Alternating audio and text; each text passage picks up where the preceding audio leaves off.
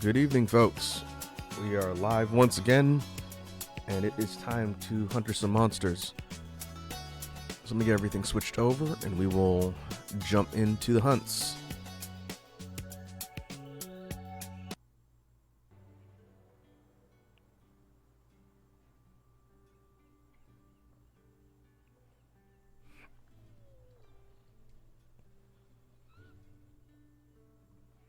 There we go.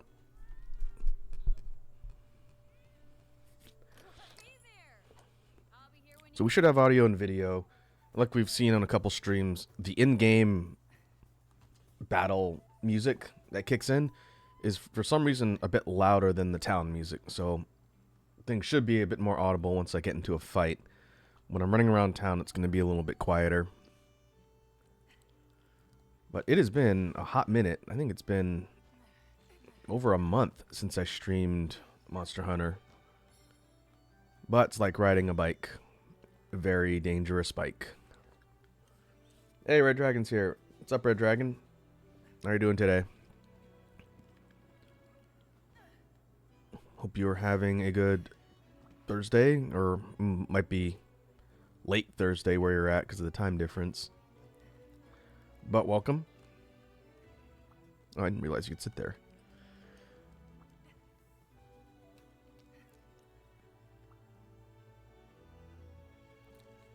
Let's figure out what we were doing before. What I remember, the last stream, I think we mainly focused on showing off the power of the shotgun build that I just finished. That's what I've currently got equipped. The armor I'm using, this is Risen Crimson Glow Valstrax's armor in layered. Kind of signifying the fact that I had to farm that sucker a little bit for its parts, and that was not easy. And so I'm using the cosmetics for that, but I'm not going to go through everything I have equipped in the skills, but this particular set is based around using spread shot instead of piercing, hence the nickname Shotgun. Their Dragon says, Friday now, doing okay, you? I'm doing alright. It's been a busy and kind of exhausting week of work. I've been pretty tired. But being able to sit here and stream games that I like and talk to all you lovely people is the highlight of my week for sure.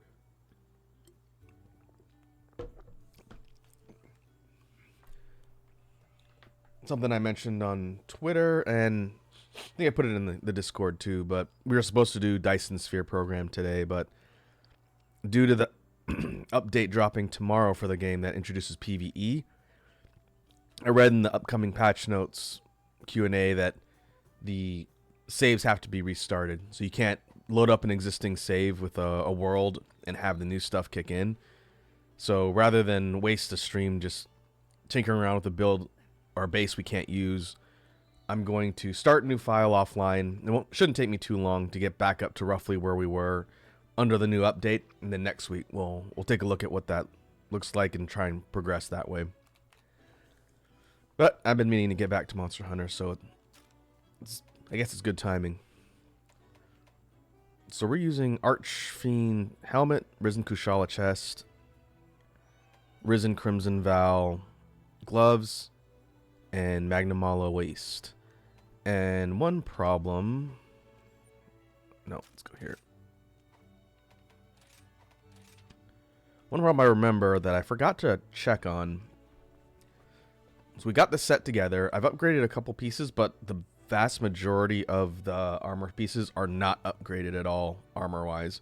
So this thing is currently sitting at 593 total defense. It is insanely weak to water, weak to dragon, weak to thunder, and weak to fire. So it's got some kind of risky elemental weaknesses to it. But ideally, if you're playing a gunner, you should be not getting hit. But the defense is incredibly low, and I think a few times I took it out, some of the monsters were hitting me for a lot of damage, and that's why. In doing some research for what my builds look like, I realized that my Pierce build, which I've been using for a while in light bowgun, is also not maxed, because I swapped out a piece when I optimized that set somewhat recently. One or two pieces, I think, on that set are not upgraded fully. So even that one, I don't think touches 800. We can look. The defense is higher because a bunch of the parts are upgraded, but it's not maxed, which is a potential problem. Okay. So that one's 733. This is without my charms that boost my defense just a little. So even this one. Oh, I see. Red Dragon. I don't have alert command set up. I should probably do that at some point. But I see what you typed. So if you're going to alert, no problem. Feel free to hang out and vibe. Once I start fighting things, I'm sure it'll be more entertaining as I try and dust off the cobwebs and get unrusty. Red Dragon says I really should play this game more. Well, hey, you've got 2 years until the next one comes out. That's part of the reason why I want to keep streaming this one, because I'm not done with everything. I guess since we're here, one thing I want to do, kind of as my capstone project, you can call it for Rise / Sunbreak, because I like this game a lot. This might be my favorite Monster Hunter to come out in the last few years. It's definitely the one that I feel has the most gameplay. And I say that because I've played 13 of the 14, or I'm interested in playing 13 of the 14 weapons. Heavy bowgun, I still am not that interested in. But my goal, and we'll see if I can do this in 2 years. If I keep streaming it off and on, I think it'll be doable. But my goal is to have a functional set built for every weapon in the game. And I think I've mentioned I wanted to do that way back, one of the previous times we streamed this. But right now we've got a dual blade set, and that dual blade set can be used for sword and shield. It can also be used for long sword. I haven't built long swords, and it can be used for insect glaive, which I haven't built. Red Dragon says I haven't played it from the last time we played together. Ah, I see. Well, like I said, the next one's coming out in a couple years, so if you decide to get back into it, you've got plenty of time to play through it. And even if you don't finish it, or the next one comes out, you can always take your time. These games have really active communities, even like a decade after they come out, assuming the servers are still on. So I don't imagine it'd be difficult to play a game like World or Iceborne that came before this one, or this one when the next one comes out. So there's really no rush. That's the nice thing about Monster Hunter. It's not like you're going to get left behind. You can always jump in at any time. And even if the community is not as active, as long as you know people that are playing it, I'm sure you won't be able to find people who want to jump on.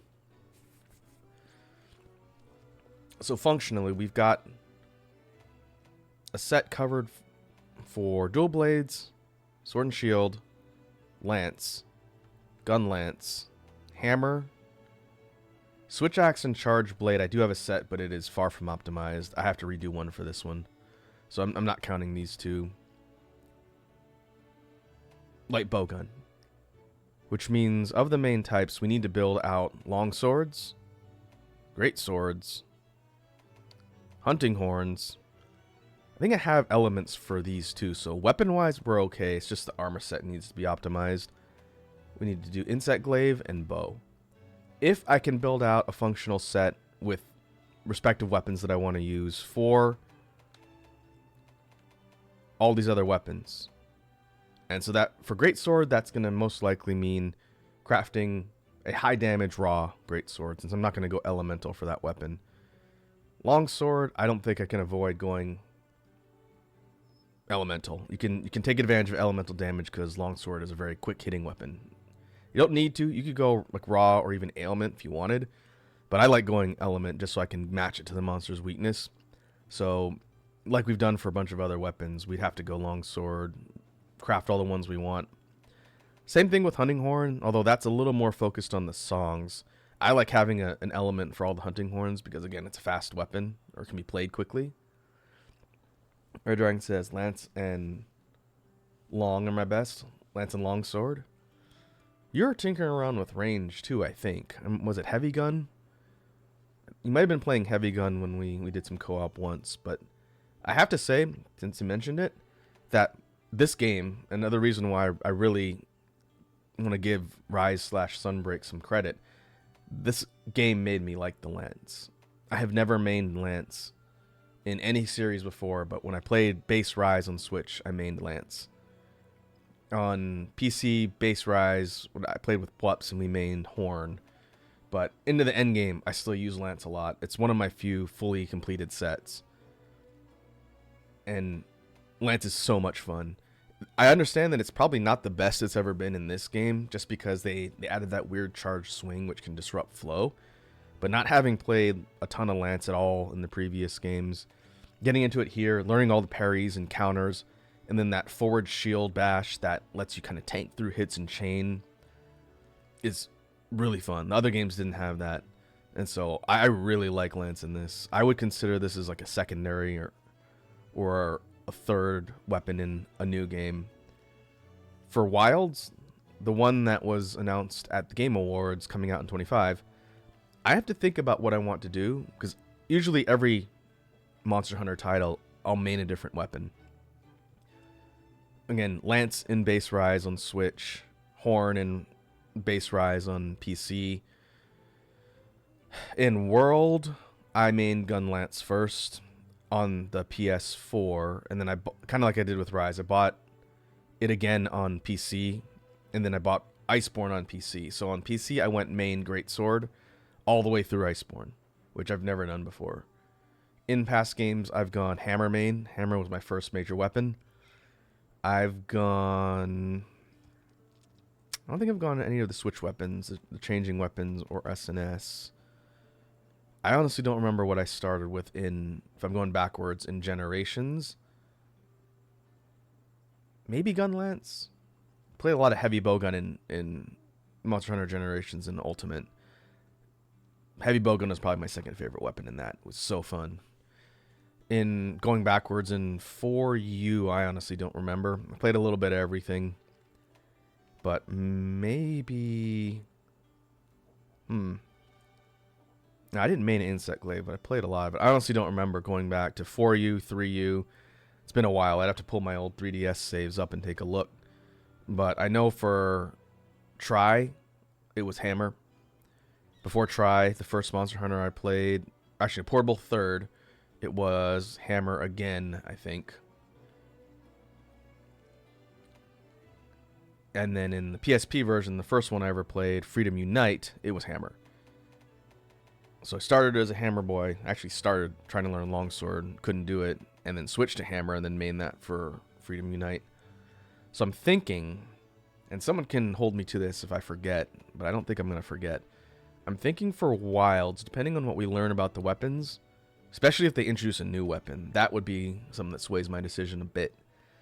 But I'm thinking of maining Bow in Wilds. Again, assuming there's no other new weapons, which we might get. We might get 2 new weapons and be up to 16. But Bow. I've never mained Bow. I'm going to be building a Bow set in this game eventually. In fact, once I finish the shotgun build, maybe I will do Bow next. I played Bow in a few games. It's a lot of fun, and it's very strong in this. I just don't have a set for it yet.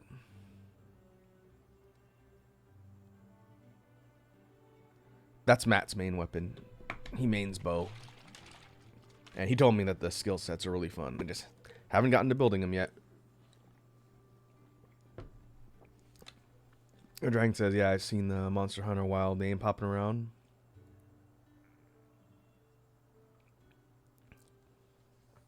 Yeah, the trailer, or teaser rather, not trailer, the teaser for Wilds looked really interesting. I get the feeling the game is going to look a lot better as it gets closer. It's kind of early on. It's a couple years away. But the things they've shown off in that teaser look very, very interesting. Things like the dynamic environmental changes. Things like a lot of monsters on screen. Things like your dedicated Wyvern Palamute that can fly and glide. I am very interested to see what kind of new things they bring in that game, because Capcom switches the formula every time. In this game, the main mechanic change was wire bugs kind of high speed and aerial combat and movement. In World, it was a lot of next generation refinements on everything, pretty much. There's a lot of changes in World. Generations and Generations Ultimate, it was Hunter Arts and the different styles, which eventually became the switch skills in this game, where you can change the different skill loadouts of your weapon, and this game lets you swap between 2 loadouts, which is really cool. So you never know. Something unique will be in the 6th generation with Wilds, and it's very exciting to think about. Okay, enough procrastinating. Let's see. Before we figure out what we're going to build, let's do this. Let me Alt-Tab out here. I'm going to go to the site that I used to pull up all my builds. Was it Game 8? I think it is. Yeah, game8.co. I pulled my dual blades build from here, this shotgun build, my Pierce build, Lance build. They have builds for all the weapons here for Sunbreak, or Rise and Sunbreak, going from low rank to high rank to master rank too. So if anyone gets back into this game and wants to see some good builds at each phase, the site's pretty good. There's some good ones here. But let's see for bow.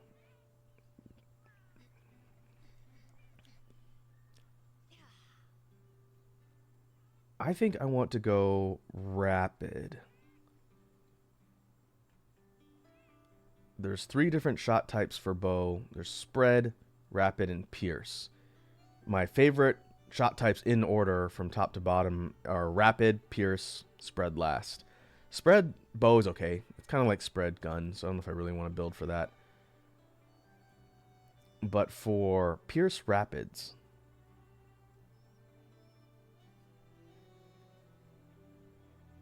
okay, what do we have? Chaotic Helm. Here, I'll put this on my other screen so I can see. So I can see on the other screen and still see chat. Air Dragon says taming monster battles in the wild. Do you think it might become like... I don't know if they would do that, since they already have stories where it's essentially like a Pokemon style game. And one of the unique things in this one, obviously, is the ability to ride monsters and control them. The wyvern riding, that won't come back. I would be shocked if they kept that in the game. It seems like it's very uniquely tied to Rise, Sunbreak. It's cool. I do think it's neat and it's fun. I don't know. Maybe they'll add a jump button. That would be a pretty big game changer, I think. There's never been a jump button in Monster Hunter. And prior to the insect glaive, there was really no sort of verticality at all. Unless you're climbing walls. Okay, let's look at armor. Oh, hold on. Let me fix this window so I can see the pieces. First piece we would need Chaotic / Nephilim Helm. That must be Chaotic Gore.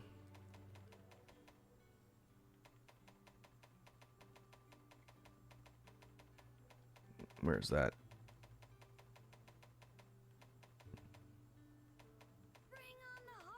There it is, Nephilim. Nephilim Helm. Virtue Prudence Mail. Oh, is that Shaggy? Yep.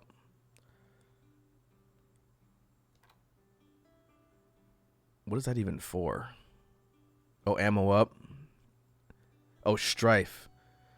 Seems like this particular build uses Strife.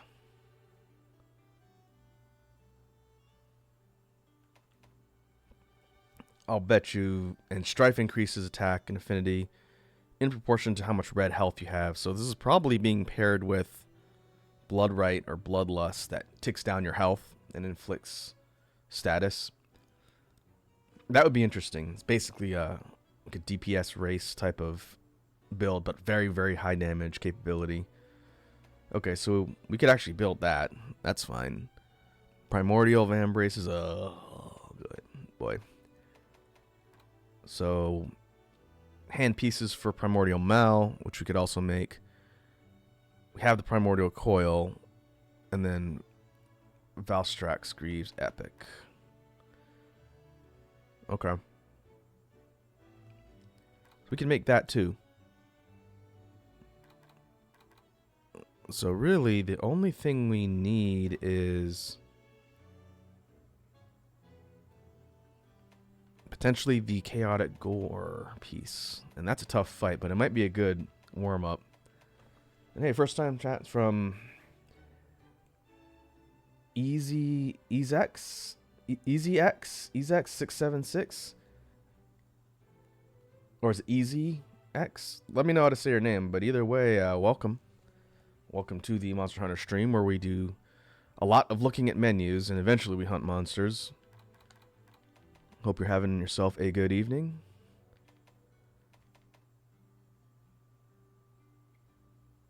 Easy. Very good. Thanks for letting me know. I would hate to be pronouncing somebody's name wrong.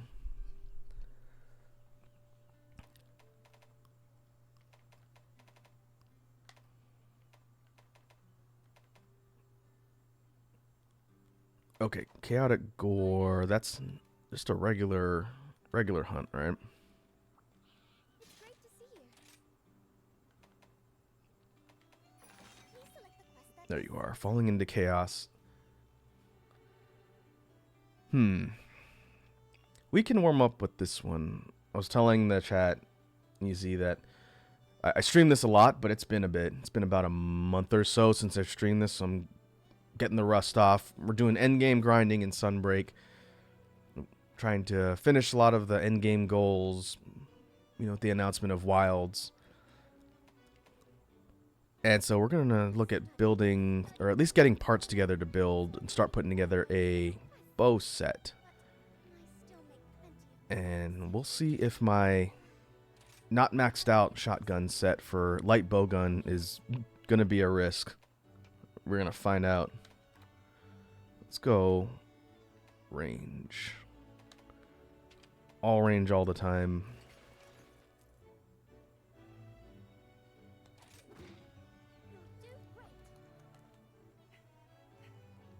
Shouldn't be too bad compared to the afflicted stuff we've been doing. This is just a regular non-afflicted hunt. But Chaotic Gore does hit like a truck. So we'll need to be careful. And we'll be in critical range right next to it the entire time. This is a light bowgun shotgun spread build. What could possibly go wrong? Time to get going. The answer is everything. In Monster Hunter, the answer is everything can go wrong.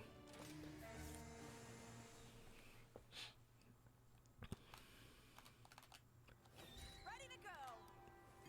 But are you also a Monster Hunter player, Easy? I'm gonna assume since you're here, you've either seen the game or a hunter yourself.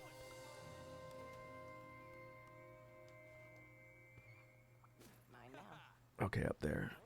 We'll just jump. I see you're doing endgame grinding in Sunbreak. What is your weapon of choice? I ask everybody that comes to my stream that plays Monster Hunter what their main weapon is. Mostly because I'm curious. There's no wrong answers. Doing great. That looks Wow, quite you found something great. I am a gun lance main, There it is. but I play a little bit of everything. What's up, Stinky? Insect Glaive. Insect Glaive's fun. I have not built for that weapon yet, but I plan on it.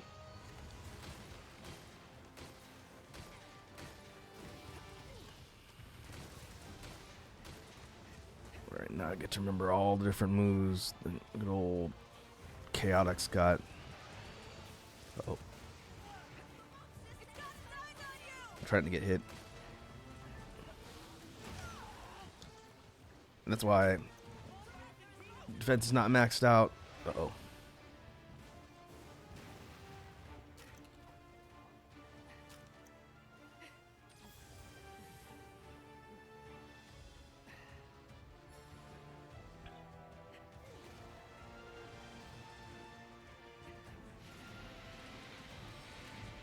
Red Dragon says setting or mod to show PS or Xbox buttons. It should be setting. I have it set to do that on mine. It wasn't a mod. I think it's under gameplay. Oh boy, I'm not getting close enough. Would be right in the sucker's face. Yep, there we go. We want some orange numbers. It does look like its face is a weak zone. Oh, and this has blood right on it too, I forgot. Which means my health's gonna be going down constantly. Until I beat the frenzy. I forgot.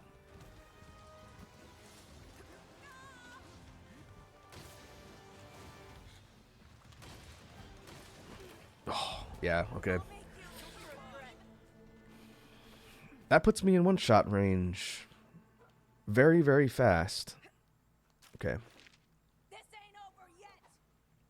We're just getting started. For reference, the reason why I'm getting clocked so hard is this set has 593 defense because not very little on it is upgraded. I need more armor spheres.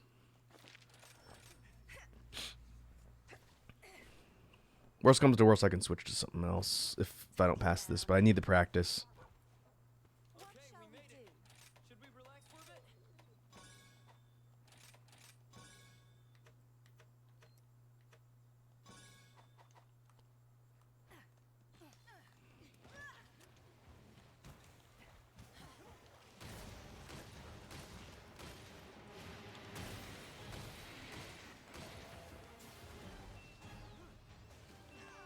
The monster's looking at you.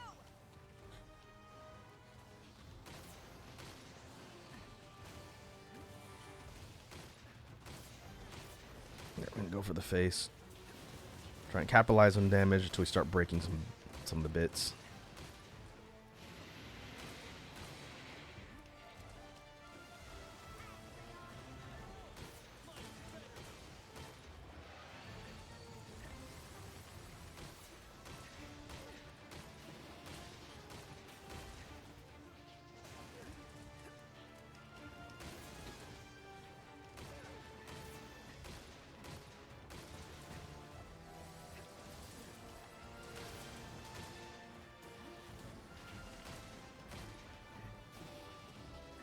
Okay, yeah. Being the frenzy will get rid of the DOT. I can't fulfill my duty like this. Oh, Chica's down.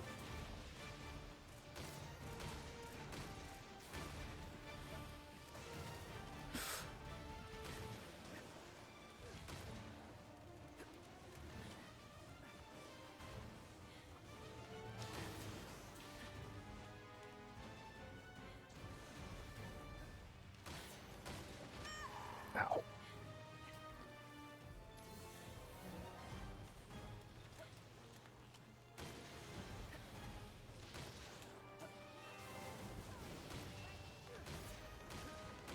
Let's try and get that horn break. I got the best buddies in the world.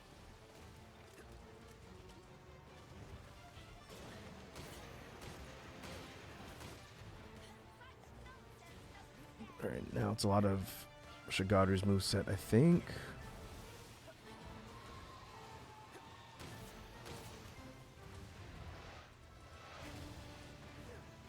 Oh.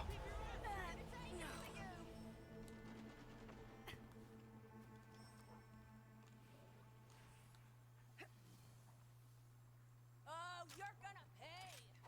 No worries. Remember what you're fighting for. Defense might be a little low.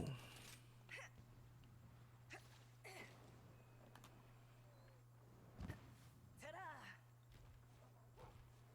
For a mood changer, how about we have a go?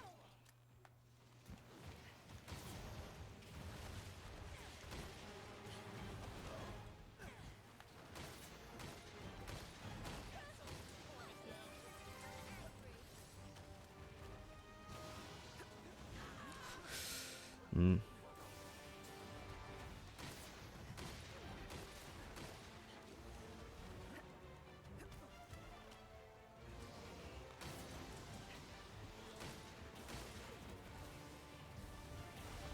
Oh, I was trying to dodge through that. I had about 15% of my health gone. Okay.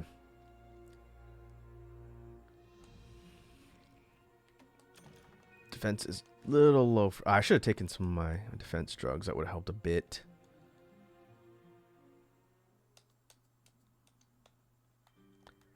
Fine. If you're gonna get fresh.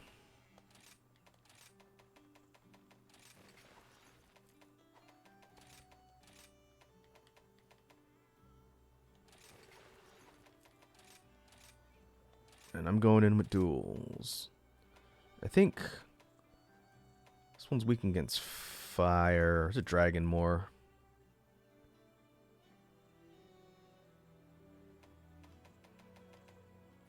Let's find out. I think it might be dragon first, then fire.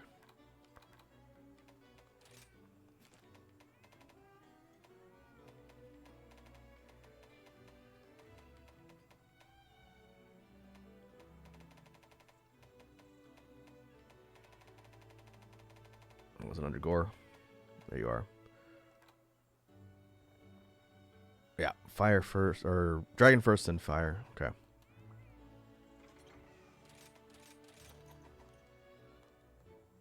Now this set has 927 defense. Your spirit shines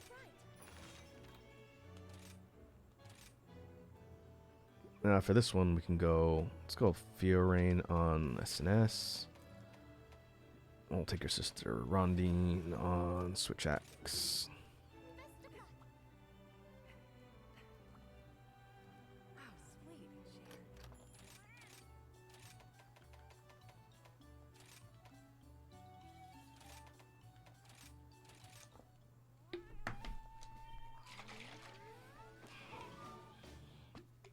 Time to get going. All right, you stinker. Round 2. Ready to go. We are stronger when we are together. Do you not agree, dear sister? I do. And with Kimura's hero by our side, there's nothing we cannot accomplish. Okay, we're up on the left this time. Faster, buddy! Makes me proud. Yeah. Right.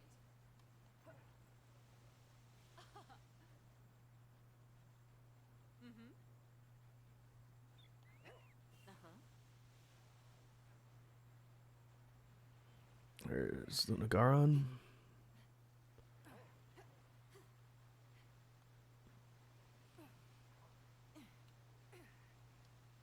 Get ready to bombs! You're going down!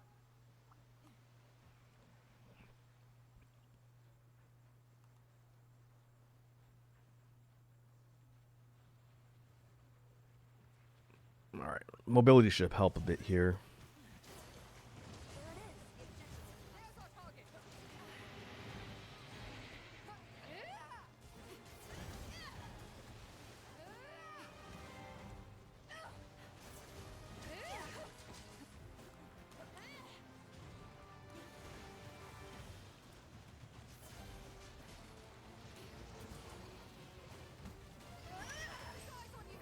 Ooh, that was close.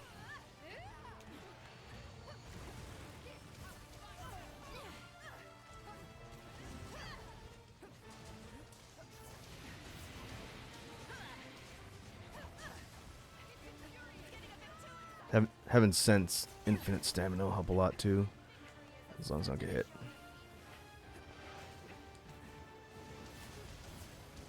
That's my buddy.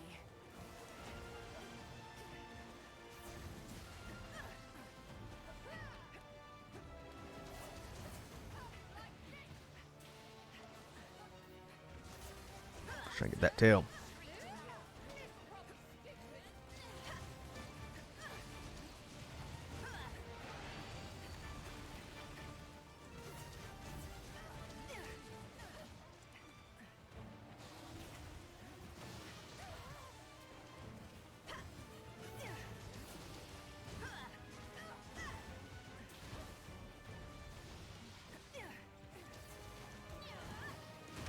Whoops.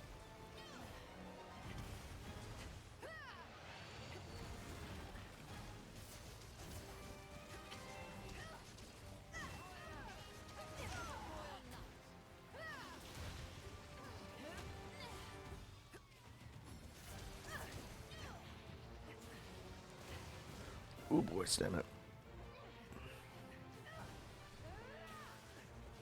The monster's looking at you!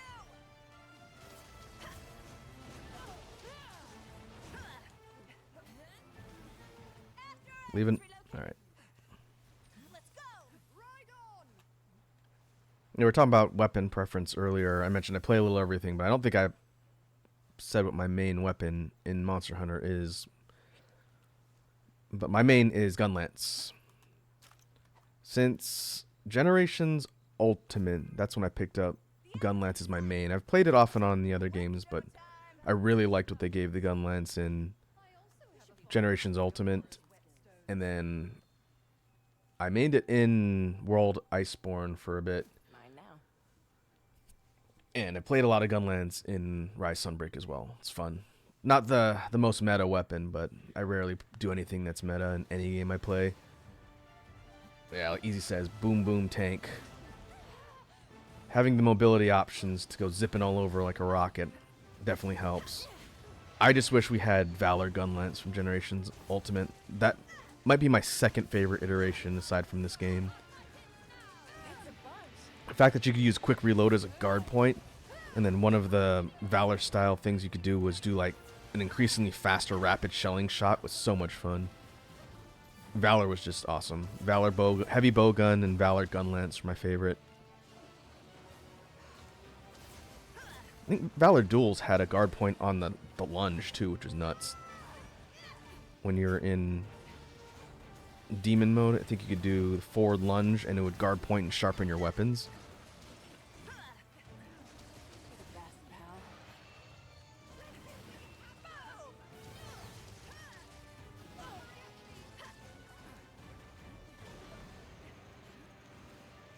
Easy says, never played Generations. Was it good? Yeah, it's, I think the best, well, maybe not the best, but it's one of the best examples of the culmination of the older generations of Monster Hunter. When it comes to being a send-off to all the old things in the game, since it's got a massive roster of pretty much every monster. Not all, but a lot of the core cast is there. There's a lot of variety to the weapons because there's hunting styles, which changes the move sets of the weapons, kind of like Switch skills do in this game. You just can't swap stuff out. Each style has its own set. And then you have like hunter arts, which are similar to silk binds, or like super moves that you can do. It's good. And it's pretty decently hard. Generations Ultimate is decently challenging as it goes up to G rank. And the final boss is one of the coolest Elder Dragons in all of Monster Hunter. But if you go back from current generations like World or Iceborne or Rise Sunbreak, and you go back to the older generations, it's going to seem old. But having played that title since the newer ones have come out, it's still fun. It's just, you miss some of the quality of life stuff they added in these later ones.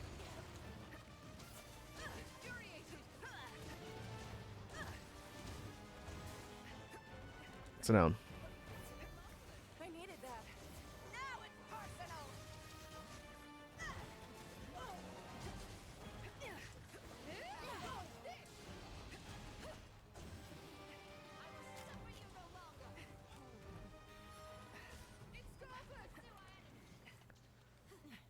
Still trying to take its tail off. But yeah, easy. Out of curiosity, what was the first Monster Hunter game you played? Where did you start in the series? That's another thing I like finding out from people is when they got into it and where they started. I was telling Chad earlier when we were talking about the whole like weapon main progression for me. I started with Freedom Unite a long time ago. On the PSP. Ha! Got your tail. Sucker. I think I broke a horn too.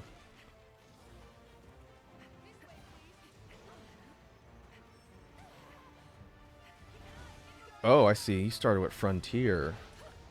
That's cool. That's a game I never got a chance to play because I didn't want to go through the trouble of trying to like patch out to an English version.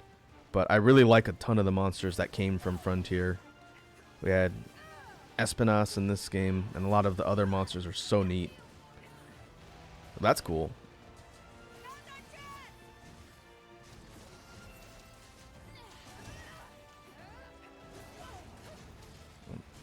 Maybe I didn't break a horn.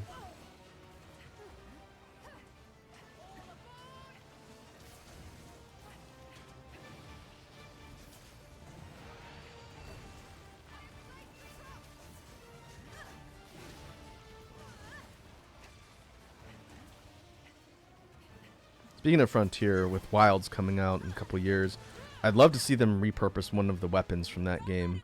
They probably would have to balance it a bit better, but like the tonfers of the magnetic spike would be super cool to see in a new game. We have to get a new weapon. They managed to go the entirety of 5th generation without giving us a new weapon with like Slinger, In-World, Iceborne, Clutch Claw, which we don't really talk about. Oh, I gotta get the tail at some point.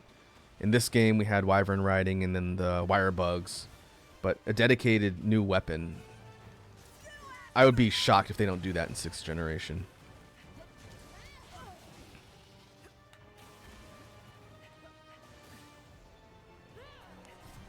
Ah, I see. Easy says my go-to weapon is Magnetic Spike. That weapon looks so cool. It's got like aerial capability. It's very aggressive. I think it's the highest damage weapon and for speed runs. Really cool concept.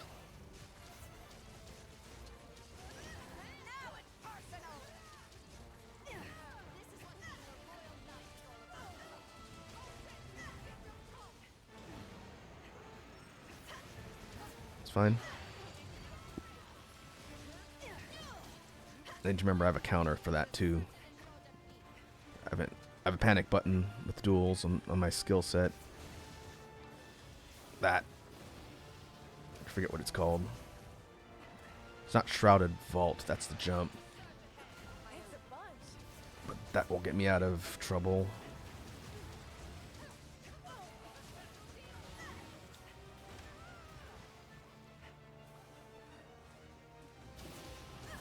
There we go, finally.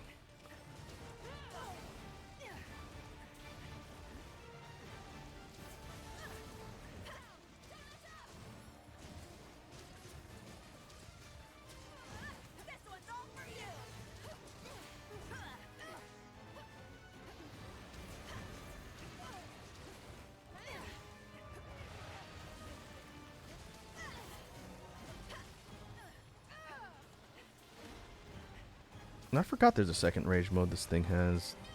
I haven't fought Chaotic in forever. But we need its bits, so gotta do it.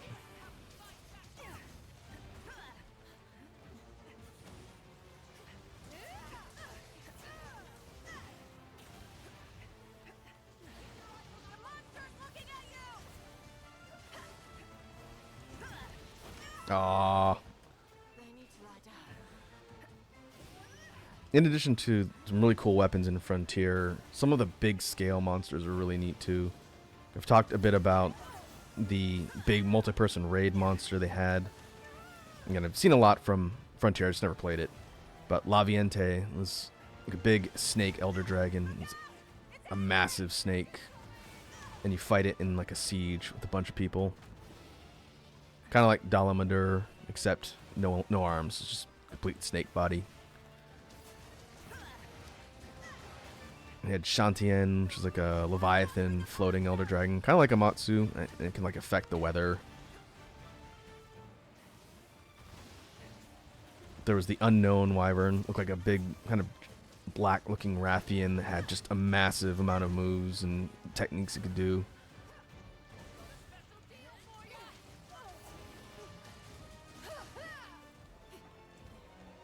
All right, where's that tail? Should be getting close. Coming up on 15. I would like 15 or sub 15. That'd be a par time, considering how rusty I am.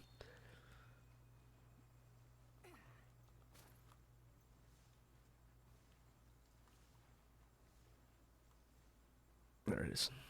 All right, let's see what we have. Mantle. Ah. This should make it good as new. Proper weapon maintenance is essential. I'm also curious to see if we'll get a new Wyvern classification type in 6th generation. Usually every couple, they'll introduce a new monster type. Like 4th generation, it was the amphibians. Those debuted in 4th generation. You had Tetsukabra, big kind of sumo drill tusk frog. You had Zamtrios, the big inflatable shark. It's getting angry. In 5th generation, they kind of changed the classifications a bit because they had fanged beasts and fanged wyverns. Whoa, I forgot about that. Oh, 4th generation was the bugs too.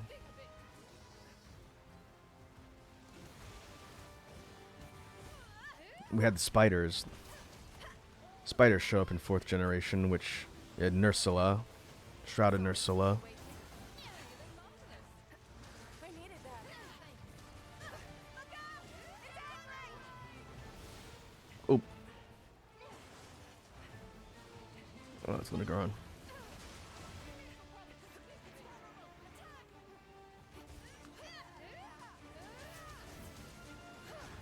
You're the best, pal. I'm gonna kick your butt.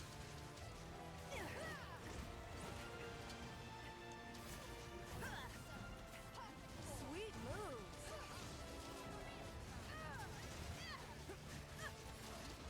Oh, I don't think we're gonna hit sub 15. It's gonna be close. Go for sub 20.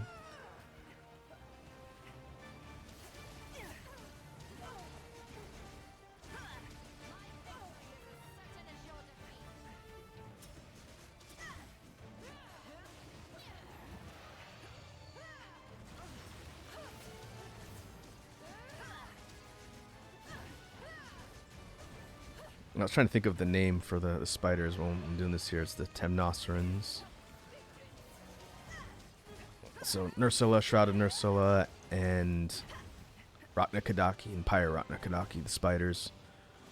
But you also had some of the other Neopteron types in 4th generation.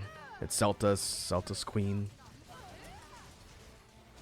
Not new types, but they were the first big sort of bug type monsters, not counting the crabs.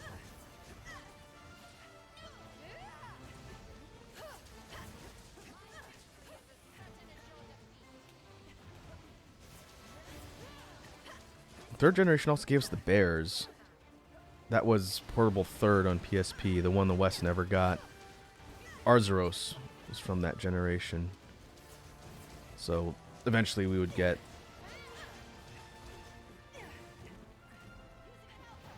the mid-sized bears like, oh boy, Arzuros, Lagombi, Volvidon, and then this game series and Rise gave us Gosharag, which is one of the coolest monsters. It's one of my favorites that debuted in this particular series. I don't... I could have got sub 15. I don't remember what I was specifically gunning for in this fight. Hopefully we got it. What have we here? Brace yourself, Hunter. These little recaps of hers are never ending.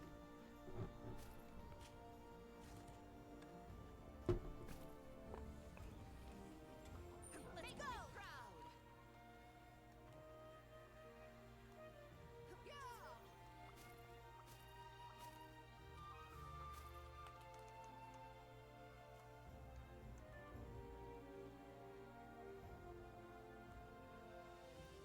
I think we hit like 16 minutes or maybe 15 and change.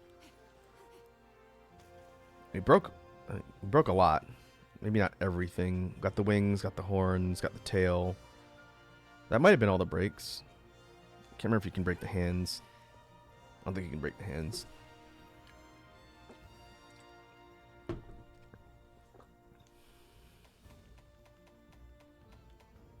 No mantle. Okay, we are getting armor spheres for this. That's good. 1640. Oh, was off. More than 16. It could be better. Could be worse. No feints. I'm not a speedrunner when it comes to Monster Hunter. Consider myself decently good at the game, but I'm not like Team Darkside. I don't have really quick kill times. I tend to go for comfort loadouts more than maximum optimized damage DPS.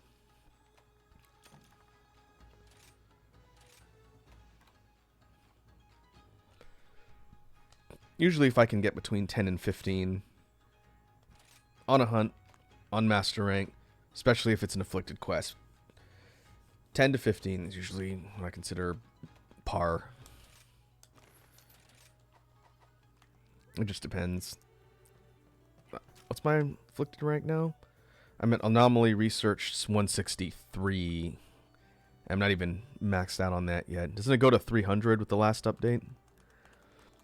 So when we eventually get back to grinding afflicted monsters, then if I can get 15 minutes on like a 160 something hunt, I'll consider that pretty well as far as results go. Alright. What was I looking for on the Nephilim? Maybe I had what I needed already. Oh well, that was a good fight just to warm up. Okay, so we need Nephilim. I guess I can craft everything. I can afford it. Virtue Prudence Male. Strike while the iron's hot. Oh, oh, that's right. Okay, I can't make the primordial vambraces yet. That's the next thing I need to do. Then we need the Valstrax feet.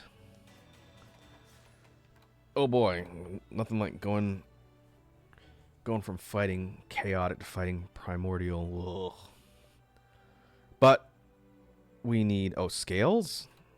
Scales aren't rare drops. Knowing me, my luck, if we run this fight a couple times, I'll probably get a bunch of the rare drops or mantles and no scales. Ooh boy, that's a tough fight. I could try it though. I think the last time I did that fight was with duels. It is fun. It's just very difficult. Primordial Mouths, weak against Dragon, I think. Yep, Dragon, then Ice and Fire Tide.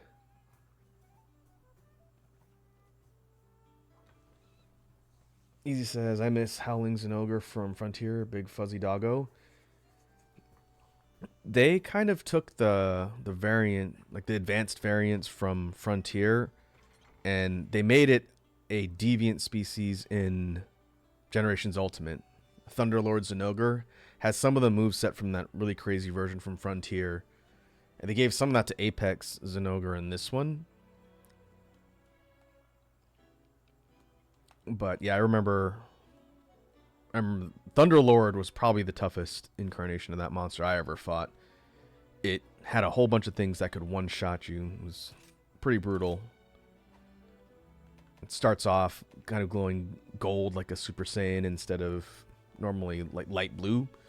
And then just gets angrier and angrier and angrier and angrier. The deviants were tough. It had things like Bloodbath, Diablos, one I never fought in Generations Ultimate. Bolt Reaver Astalos, old lightsaber face. Red Helm Arzuros was another deviant. To farm that thing for its rare drop in order to make a hammer set in Generations Ultimate, and that was a giant pain in the rear.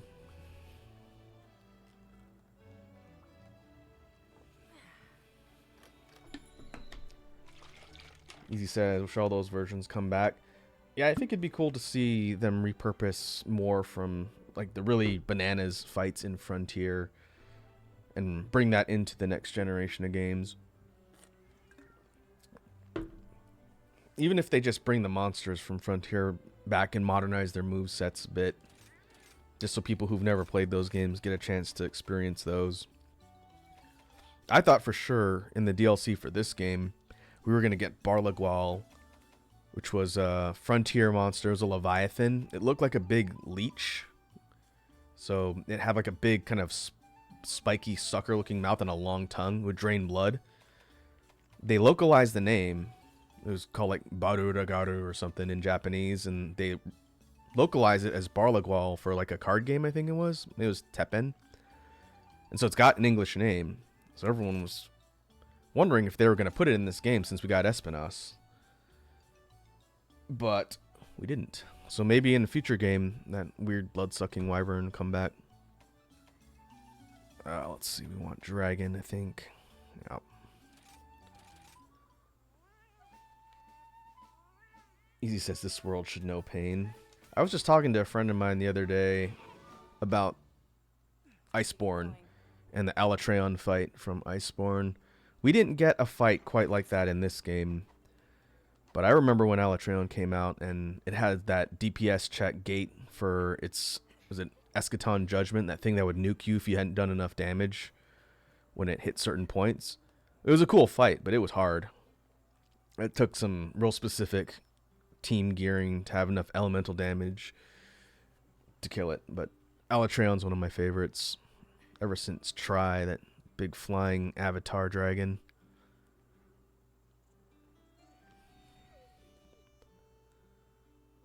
Okay, let's go grab Primordial Mal.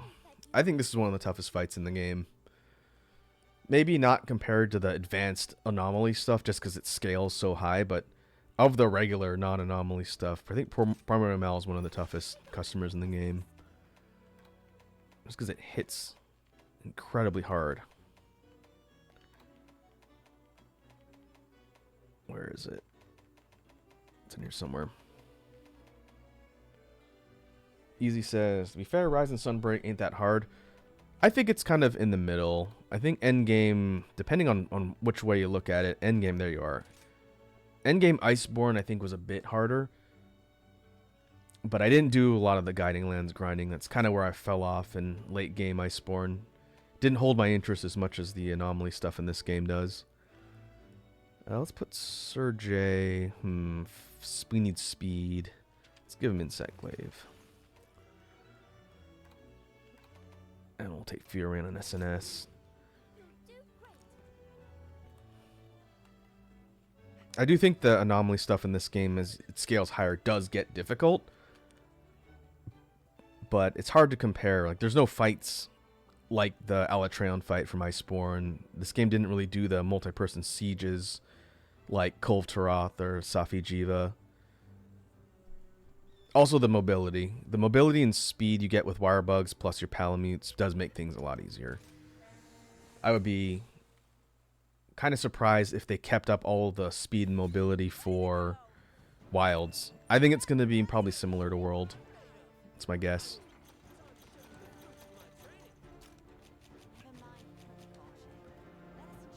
But it would be cool if they add things that give you mobility options and ways to kind of customize how you play. But as far as like zipping around Spider-Man style in the air and whatnot, you do have a mount of sorts. They showed that in the teaser, a little of wyvern you ride and can glide around. But whether or not you can get on it mid-fight and zip around like you can with your dogs, I don't think they're going to do that. We'll see. Maybe that's the new weapon. There was a hunting hound weapon concept in one of the art books where you basically have, it's like you having your palamute, but you can kind of customize what they do and they function like a weapon that you can control. Maybe your mount in Wilds is going to actually have more of an active role, because the dogs fight alongside you in this, but they don't really do a ton. Kind of there to draw fire.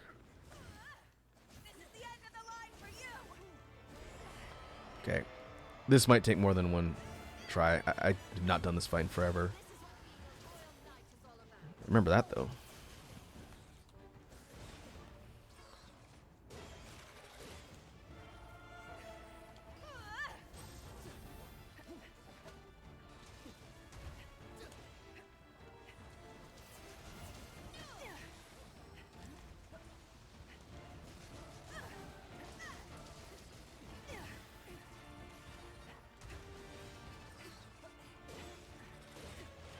I like Primordial Mal's design. It's kind of subtle in its difference from the regular Malzeno. That one's designed kind of like a vampire, and this is pre-Curio Affliction. It's more like a knight. Regal. A lot of really kind of sleek lines. And its weapons all look cool. Just a tough customer.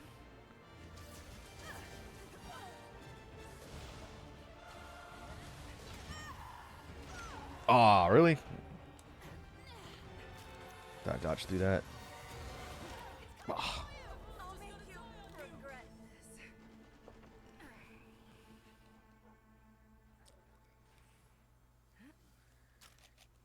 This ain't over yet. Got clipped right in the face. Proudest of knights stumble. Let's go. You can try and grab a couple birds on the way up.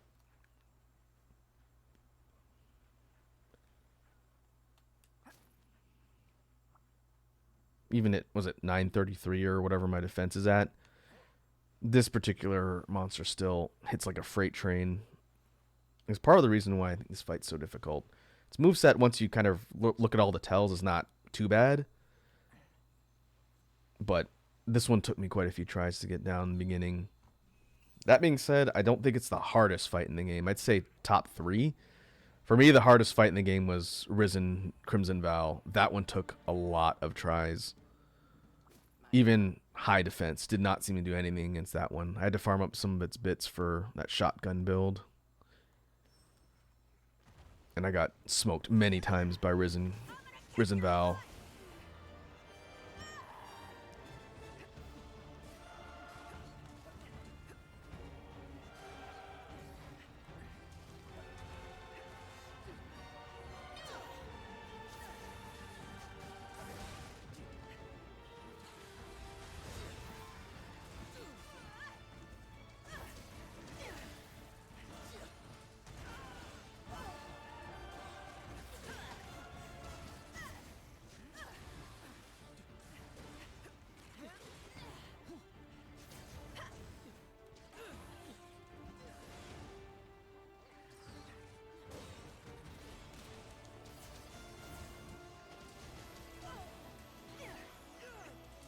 All right.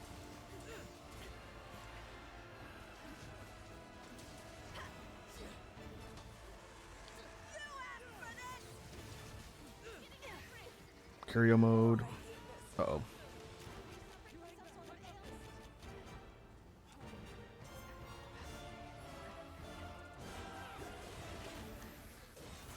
And now there's 3 of them. Oh boy, yeah, I got killed a bunch of times by that, trying to counter that. I think I can use my Soakbind counter for that. Trying to do this fight with Lance. I said, I'm just going to parry that. I don't think you can parry that. The triple beams. Okay. Oh, hey, it's Gore. You do what I say now. Here. Bye-bye. You could teach us knights a thing or two. Let's go for a ride.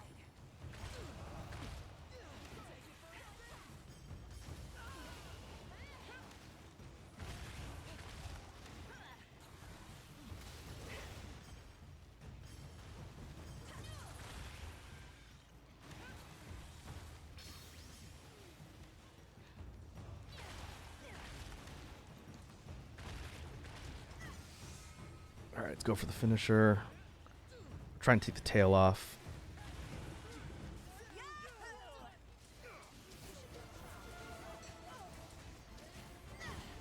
See if we can cut range on some of those big stabs.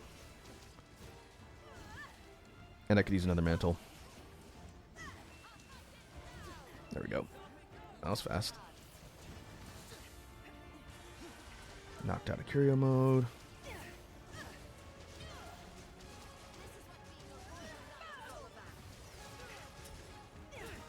Let's one break on the horns.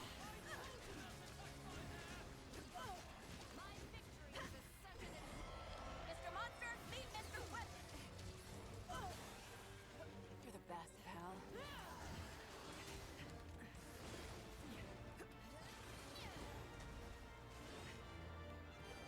No, I think I need to chip and then sever the tail. Nope, I think it's done. I think it's severed.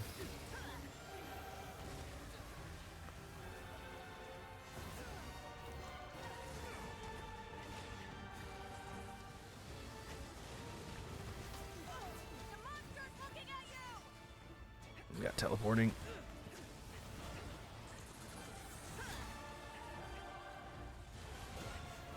No, no, no, he's stinker. I gotta watch out for the big nuke. That's something else that got me killed a few times. Is that it? No, that's not it. That's just the ground wave.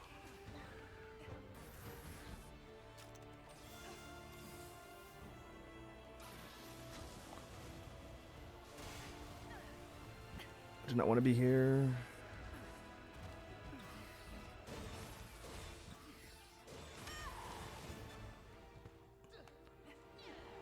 Easy says, imagine getting rocked by a hairless tiny monkey with pointy stick weapon. Yeah, or something with a gun that's just shooting with little tiny pointy things over and over again until you die. One thing the community has said they think would be really cool as far as like a different type of game would be when the roles are reversed. So it'd be like Monster Hunter, but you play as the monster trying to fend off the hunters. Which would be interesting. I said give us a Monster Hunter fighting game. Something maybe kind of like a large scale brawler, or maybe even if you go way back into the fighting game archive, something like Primal Rage, where the cast are all the monsters and they have their own move sets and super moves and stuff. That would be rad, and Capcom makes fighting games, so make it happen, Capcom. Just do it. I'll make Nargacuga. That's my favorite monster.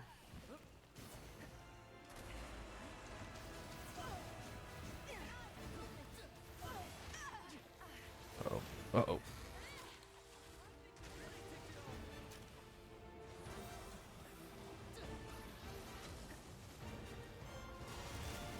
Nope. Keep thinking that's the nuke. It's not the nuke. Uh-oh. Ah! I forgot that plants you on the ground. If you get hit by the push. You hit by the push and then the stab will connect. I think it's a guaranteed hit. Alright. Well, that's 2 carts.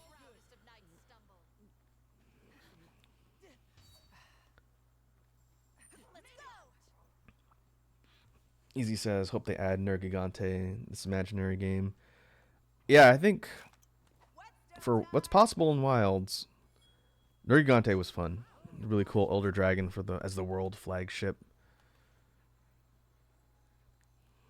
Challenging, but not annoyingly challenging. And then you had Ruiner, right? Ruiner was the Master Rank variant.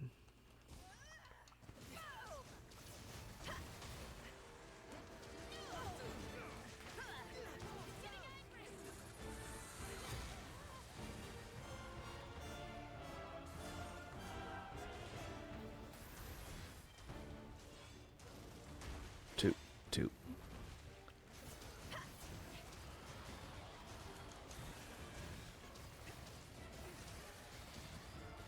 We were talking with some of the other folks in the community that play Monster Hunter here. And another monster I'd like to see come back that was from 4th generation, technically, is one of the flagships from Generations. Generations had 4 flagships. Uh-oh. That's not what I wanted to do. That has killed me several times now. I ran straight into the wall, and I wanted to be running around the wall. But there are 4 flagships in Generations and Generations Ultimate. There was Glavenus, who showed up in Iceborne. There was Mizutsune, who showed up in this game. There was Astalos, who also showed up in this game. And then there was Gammoth, the big sort of ice woolly mammoth that has not shown up in a game since Generations. Pretty unique skeleton. Is a huge, huge monster. But pretty cool. Alright, we're running that back. But I think it would be cool to see Gammoth again in the next game. Give it a more modernized moveset.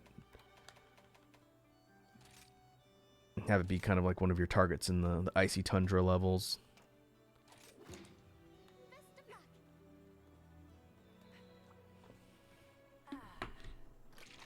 And technically in Generations Ultimate, there were the 4 flagships that were in base Generations.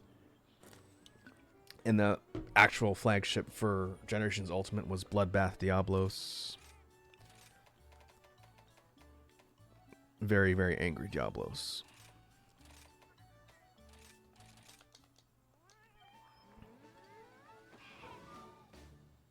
Enough of that.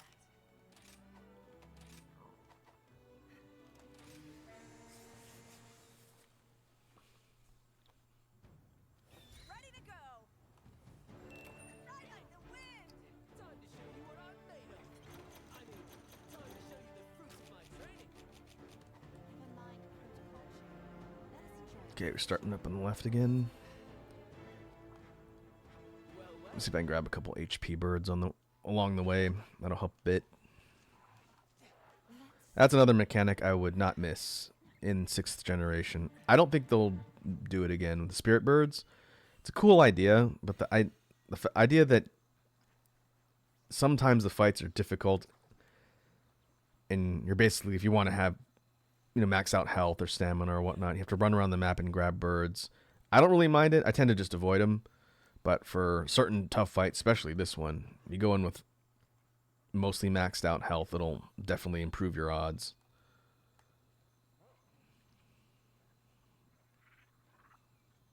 I'd rather they take that idea and roll it into the food cooking concept for eating and make it so if you want to tailor your food towards like maxed out health, kind of like they did in World. I think I'd like that better.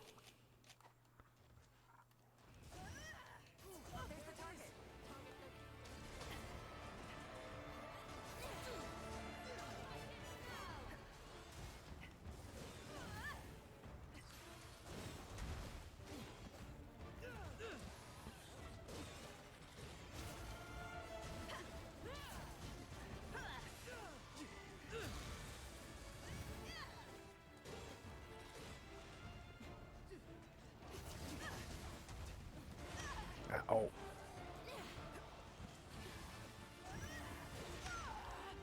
Alright. I almost did the exact same thing that got me my triple cart last time.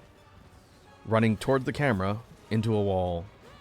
In fact, against this monster specifically. I never really had a problem with that. But for some reason, this fight brought that bad behavior out. Like running from the nuke, which we didn't even see last time. I'd be running towards the camera to keep it in my sights, and then I'd run straight into a wall. So instead of being able to do the Superman dive, I'd run up the wall, get hit by the nuke, and failed the quest. So let's try not to do that.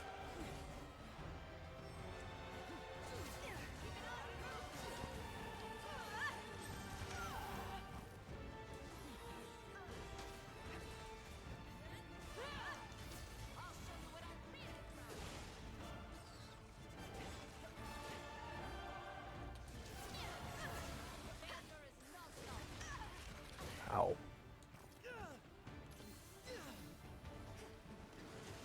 Gotta read the tells. Oh, here, score again. Gotta read the tells a little bit better. A bunch of Primordial Mal's moves look similar, but they chain differently. And that's what's getting me clocked. There's like 3 sweeps, 2 sweeps.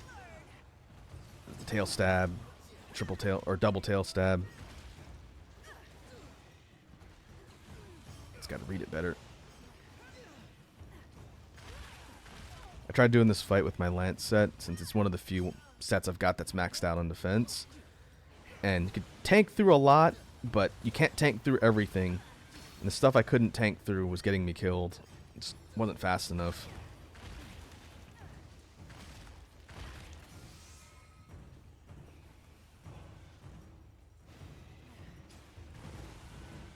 How do you like that?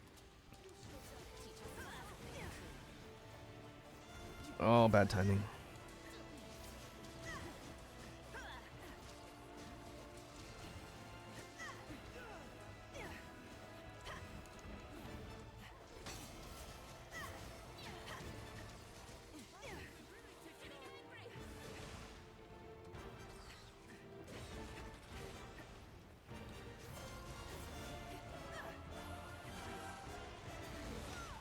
Oh.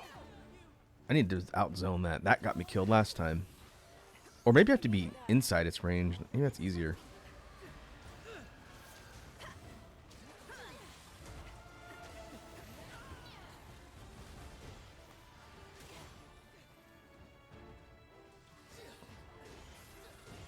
not get smacked by the wing shield push. Pretty lateral. I feel like as long as you move sideways, you can get out of the way, and then it always does the tail stab follow up. It's a good opportunity to get behind and try and cut the tail off. Excuse me for a moment.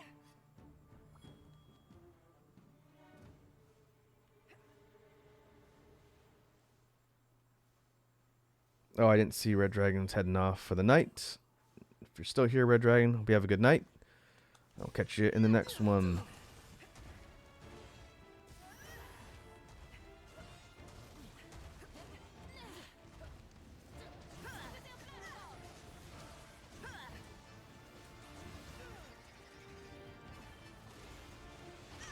Aw, I've just gotten my Heaven Sent buff too.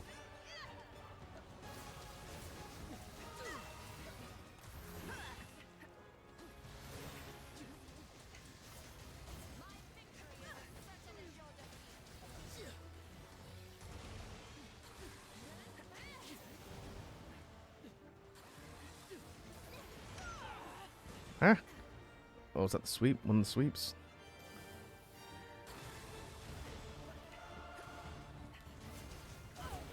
I think its body becomes part of a hitbox as well. It's not just the wing for that shove.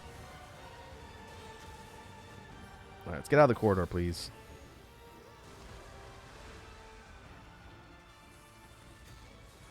Oof.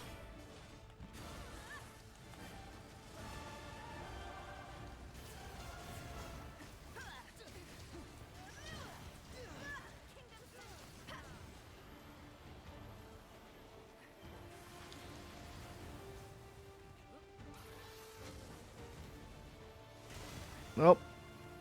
That was the nuke. Watch out for the monster.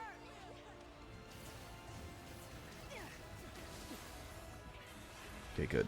Knock it out of Curio mode for a minute.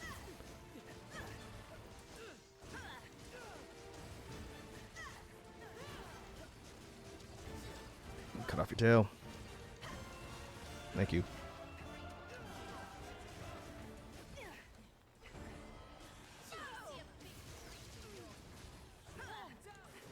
Keep an eye.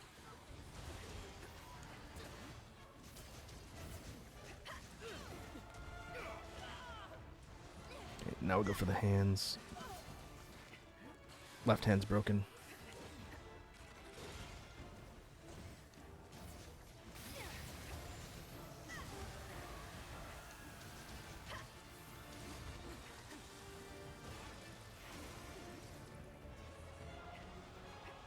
Oh, horns were chipped too.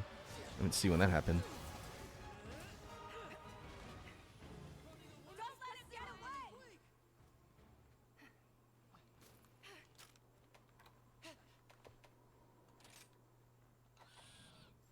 Okay, I'm doing alright. Gotta be careful. What have we here?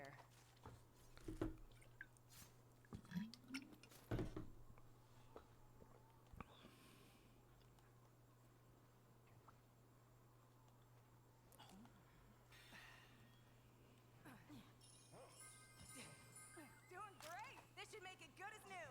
Great. One step closer. Now you can cut tomatoes in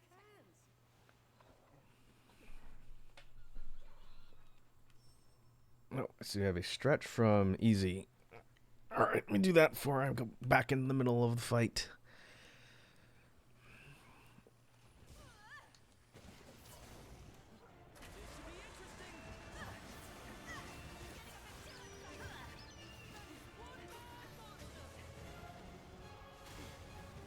You're the best, pal.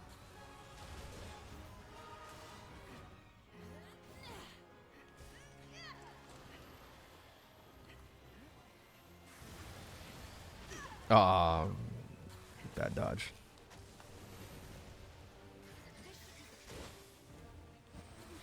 I owe you one. Whew. That could have been bad. Could have been very bad.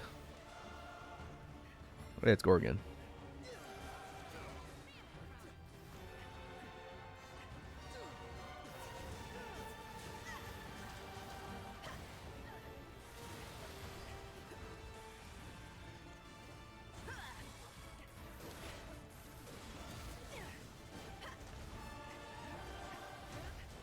Easy says nuke incoming. I'm watching for it, man. I'm watching for it. I'm trying to run into a wall. Is that it? That's it.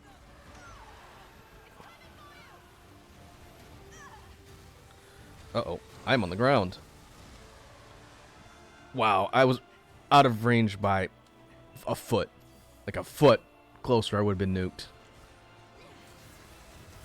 Forgot it knocks you down if you're close enough.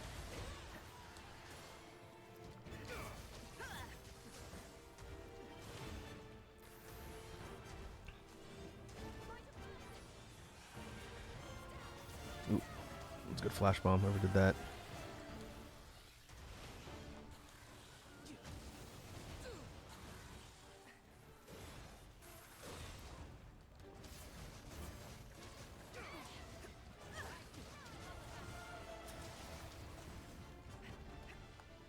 Nope. Ah. Stand and fight.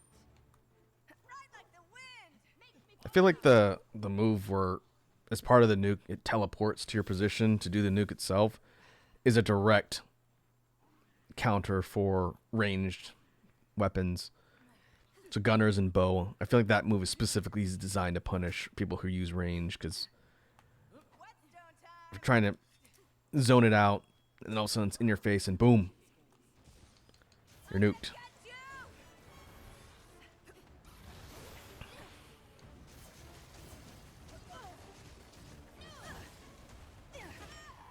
Ow, ooh.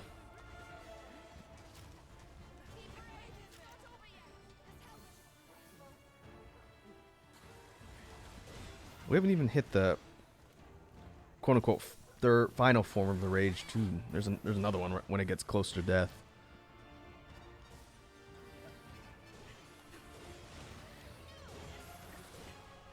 I don't remember exactly what it does when it hits that, but I guess we're gonna find out. I think we're getting close. Oh.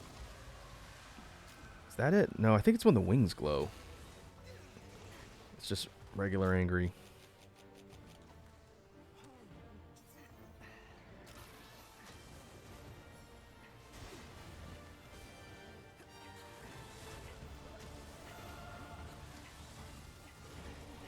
Oh.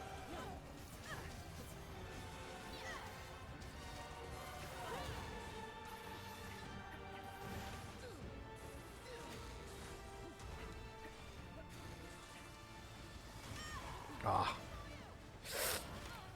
Yep. Sideways would have been better. Not straight in a line to dodge the attack that moves straight in a line. Okay, that was cart one. Well, we're doing better than last time, at least. Touchdown. Understood. Heading back to camp.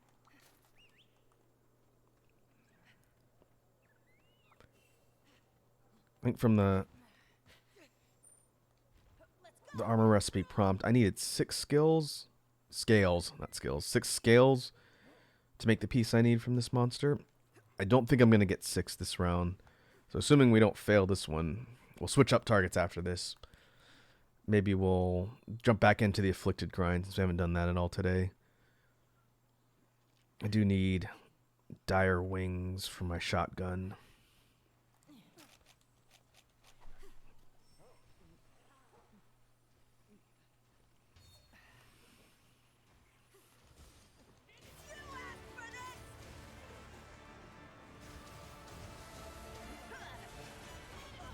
Oh, that's nice.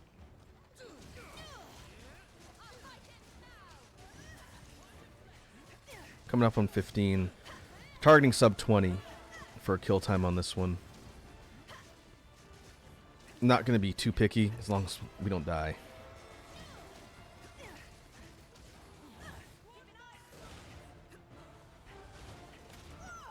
Really? This wasn't quite out of the way. Ah. That. Thanks a bunch.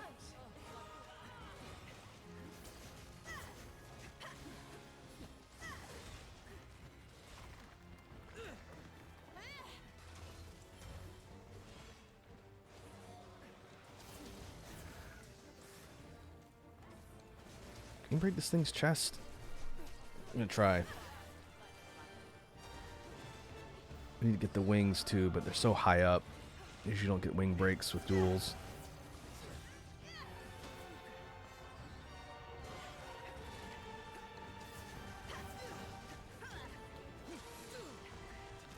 I'm kind of remembering, since again, I haven't done this fight in forever, but the name of the game against Primordial Mal seems to be sticking close. It's dangerous, but considering how many of its moves hit a big range, being right in its face seems like the way to go. The monster's looking at you!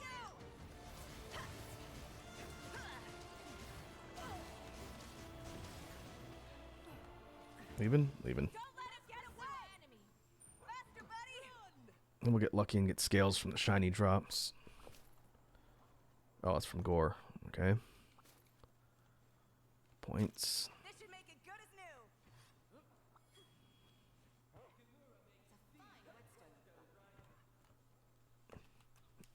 There's a question. We're talking to other Monster Hunter players for easy. 'Cause I've asked most of the other folks this. I think I know the answer. What is your favorite monster? I know you're an insect glaive user and weapons, but what about monsters from a fight or design perspective or both? What's your favorite monster in the series? Meet Mr. Weapon!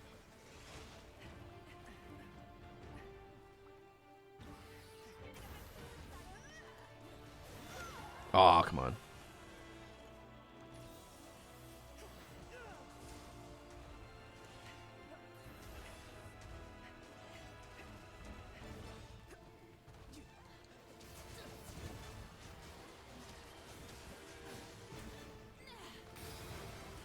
Easy says, fight and design goes to Frontier Amatsu. Good choice. Okay, now it's the final tier of rage. Essentially risen mode. I remember what Edgy Boy does in this form. Amatsu's cool. It's one of my favorite elders. This version of Amatsu is pretty cool. Difficult.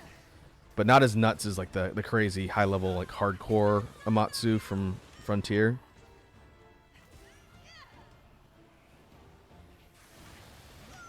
But for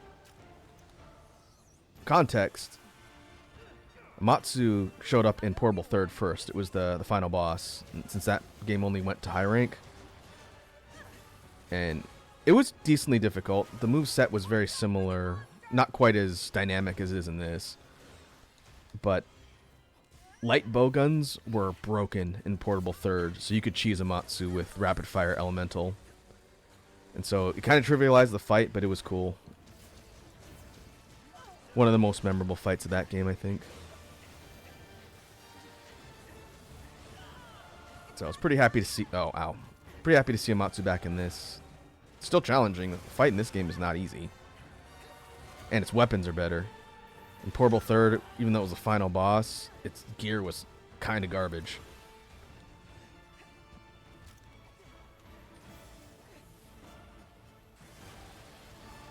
Okay, I don't think we're going to get sub 20. I'll settle for not failing.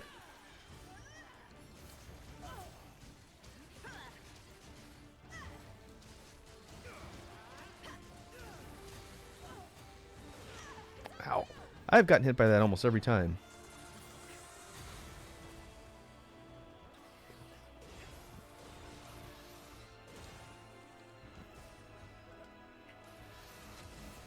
Uh-oh. It's a nuke. Oh no, that's the overhead.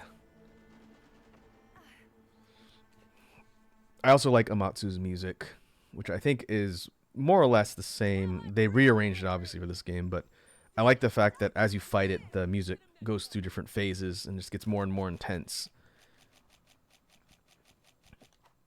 And by the end of it, it's this really kind of aggressive and elaborate orchestral theme as the storm is raging. And it makes you feel like you're fighting like a storm god, essentially, which is what it is as an Elder Dragon.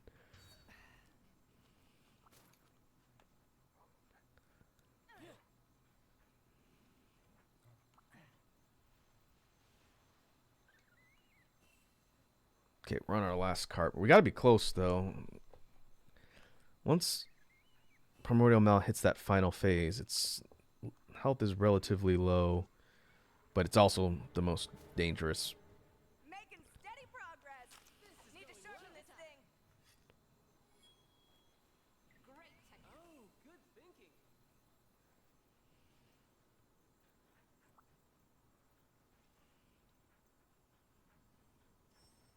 Let's see if we can knock it out of curio mode. That'll give us last push.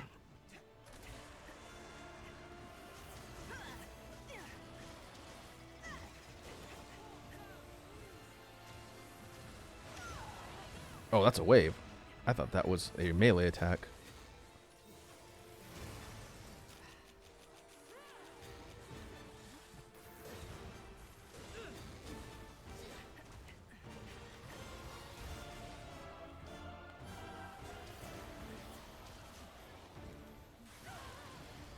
Watch out for the monsters!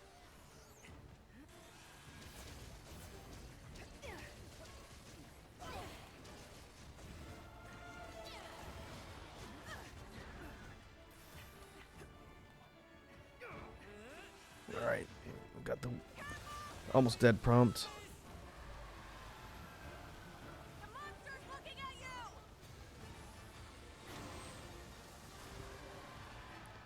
Hey, got out of range for once.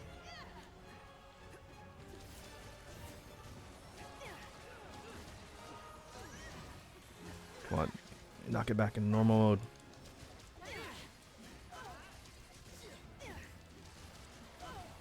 Unless you can't. I'm pretty sure you can when it gets to this phase.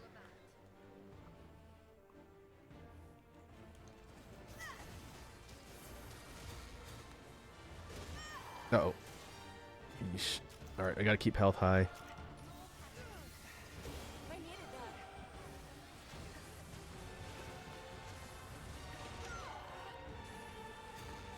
that. Say that. Uh-oh. That would have killed me, I think, from 50%.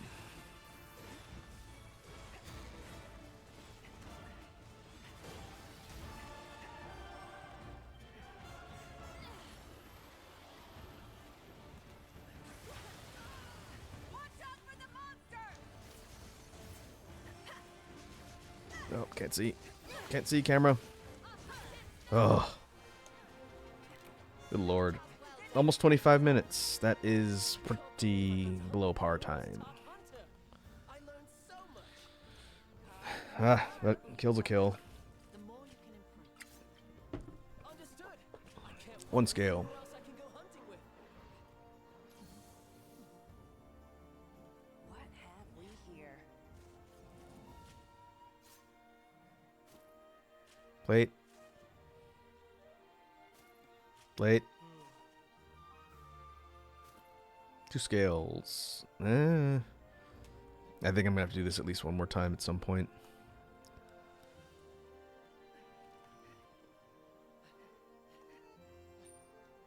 Faster, buddy!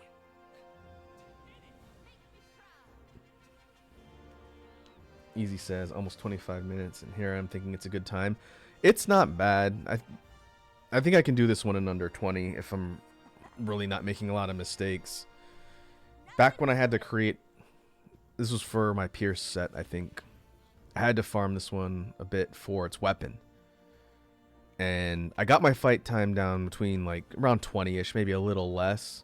But that's like doing the fight back to back to back until I cleared it.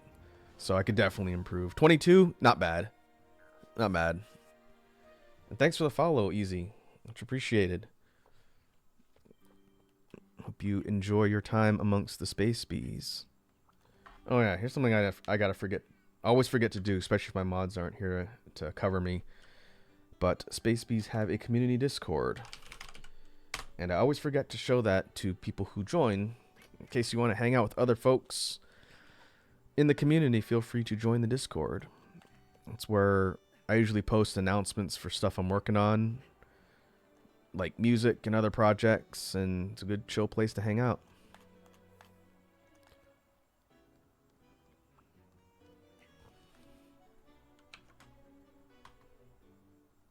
And I know my alerts are working because I actually heard the follow that time. Last time I missed it because it wasn't loud enough in my ears.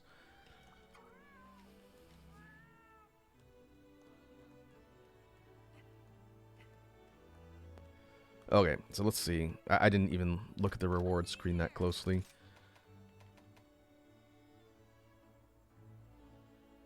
Where are we?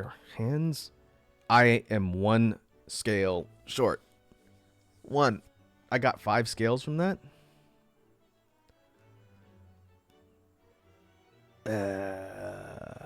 Okay. Okay. Let's put a pin in that for now. I don't want to just do nothing but that fight since it takes a decent amount of time. Let's take a look at the bow weapon list and see what we can create. I don't think I'll be able to make a lot of stuff outright, but if there's some targets that we need parts for that are also on my afflicted list, then we can kill a couple birds with 1 stone. I want to go elemental rapid. I know you don't have to go elemental for bow, but I like going elemental. It's a weapon that does benefit from elemental pretty considerably. For dragon... Oh, this thing goes pierce all the way up to 4, huh? Probably make pierce bows second. We want 1 element for each rapid bow. So let's see. Rachna goes fire, pierce, up to level 5 with a mighty bow decoration. Pyre's blast, pierce 5. So Mizutsune for water. I think this is going to be our go-to for water. Rapid 5, level 4. That's pretty good. The Elysian mana plus. We can make everything for it, but we need an afflicted claw. It's a low tier afflicted bit. We could probably get that relatively easily. Okay. We can craft outright. This is on master rank, I believe. Mizu's gear is pretty good. I have a handful of Mizu weapons. And a lot of bits.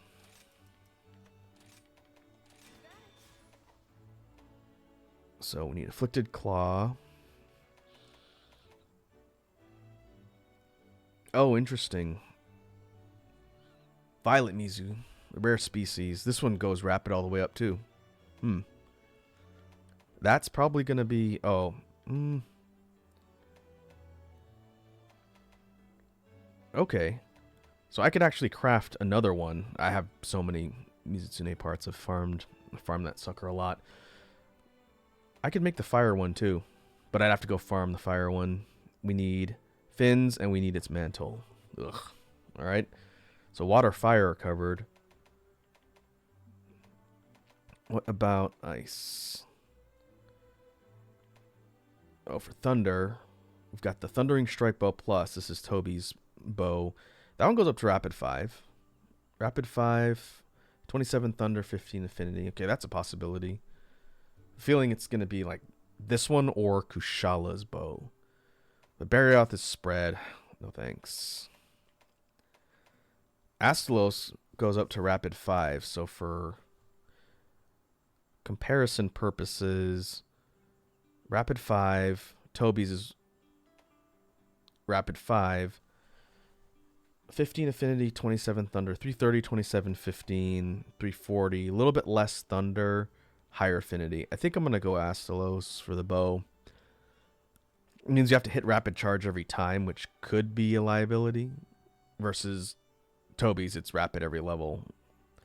That's not too big a deal. If we're doing Fast Charge with Focus, we should be able to hit Final Charge level. I'll have to think about that.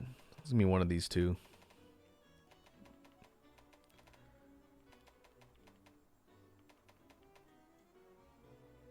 Okay, Lunagaron for ice. Goes up to Rapid 5, 340, 22. Okay, slots, no affinity. And that's a... Well, Heaven's Breath. This is the ice. The ice ore bow. Much higher element. Lower raw. But, lower rapid level. Easy said, I don't really know what's good. I never touched the bow. It's been a hot minute since I've done bow. I did bow a little bit in World Iceborne. But the charge level and the last level is kind of what I'm looking at. I think I want to go Lunagaron. It's rapid all the way, rapid 5. Oh, it's the same. Level 3 and level 4, both rapid 5. Okay, yeah. We'll go for the Loony Frostbow. It's kind of a weird name. Let's see. Almadron, spread. Nah. Magmadron, spread. Nah. Rathian, fire. Gold Rathian. Nope, that's spread too. Espinas. The Rosenzischel. Rapid Pierce, rapid. 330 attack. Decent fire. 20 affinity. Pretty mediocre slots. Only one level 1. Flaming Espinas. Better stats, but its final level's Pierce. You can go up to rapid 3. Rapid 4 on level 3. Yeah, that's not bad. The level is the level of charge, and the shot level is the strength of the shot. So if you had a level 3 charge, it's a rapid level 4 shot. I think this one's more front runner. What about Rathalos? Oh. On second thought, we can take the hit on Raw for better fire, plus affinity, plus a better shot level for Silver Wrath. And I can make that. Strike while the iron's hot. In fact, I can make that outright. Okay, fire's done. That's nice. Kezu, spread. We already passed Zenogre? Oh, here's Zenogre. Okay, Zenogre's Pierce. Nah. So that leaves Dragon. Blast I'll do when I'm bored. I don't know. Blast Bow seems to be pretty good, but maybe Scorned for Blast. But for Dragon, Gore's hits level 5 at charge 4 rapid, but it's spread Pierce for everything else. That doesn't sound useful. Shigaru's spread all the way. Nope. Chaotix is alright. If we're building like a Bloodlust or Bloodright set that's going to give us Frenzy, that might not be bad. Let me take a look at what the site says for this build.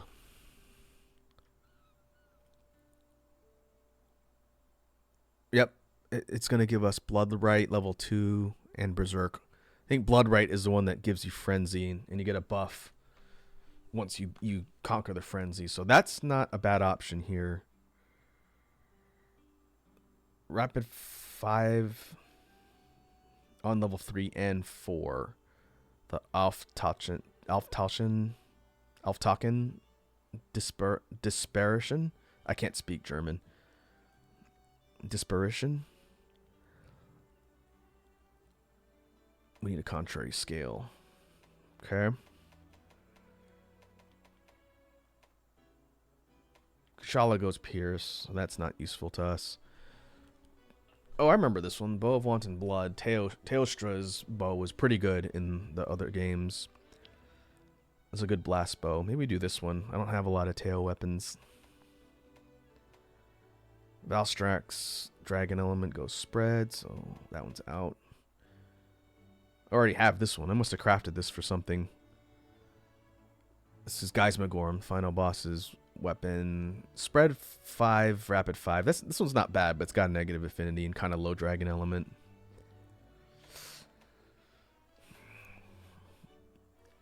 Oh, Velkhana. I haven't looked at Velkhana's weapons in a bit. That one goes spread, so nah. Where is Primordial Mal? I think I passed by it up the top. Oh, that one's Pierce. Okay.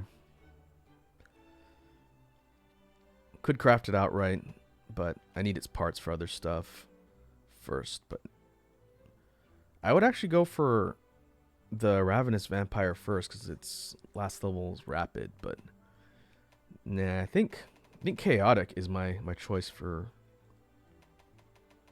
dragon element, which is interesting. I haven't crafted any of these weapons yet. Oh, put it on the wish list. Oh, is this forgeable? I don't think I want to do that. I wonder if I can upgrade to it. Let's test it. I have a pretty decent amount of gore bits. Oh, I can. Okay. That's a lot cheaper, actually. I don't have to get the rare drop. Okay, dragon's done.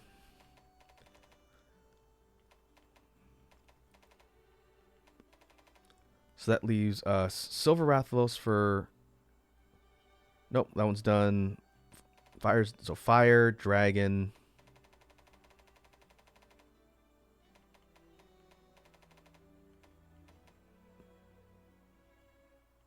Fire, dragon, water is done.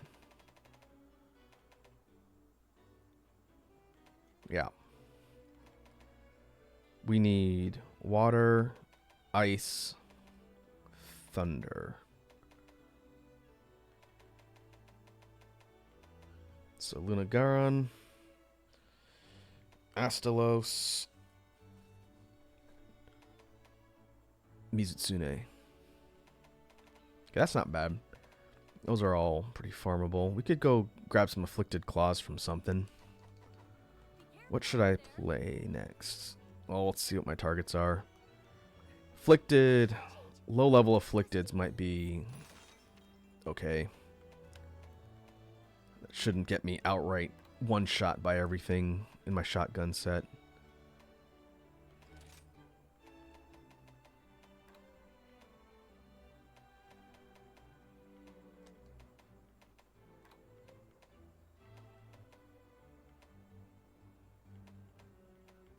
What is it? Talon? Talon's a level 3 drop on Afflicted. Dire Claw. Horn, Fang, Scale. I know I have something else farming for claws. What was it?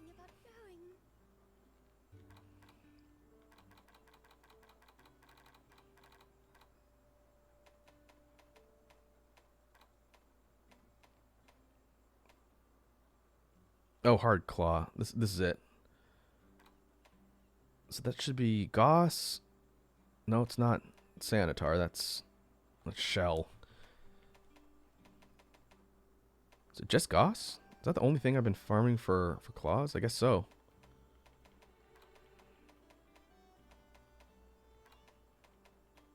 Yeah. All right. So Goss Harag.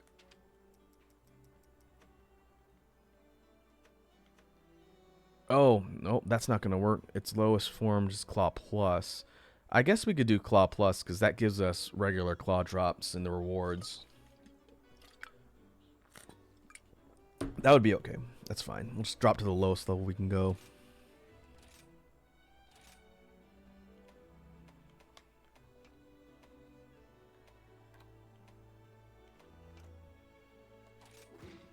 If anyone can handle this, it's you.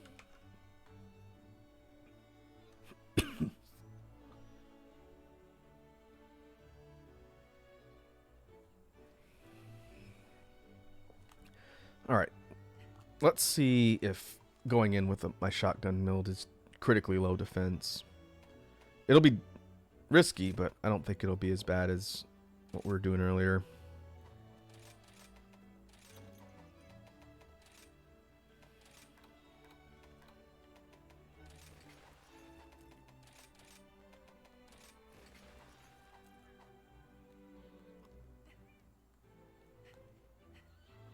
Goss is relatively easy to range out. You don't want to let it get too close. But actually, I don't think I've shotgunned this fight. At least not recently. I guess we'll see. Enough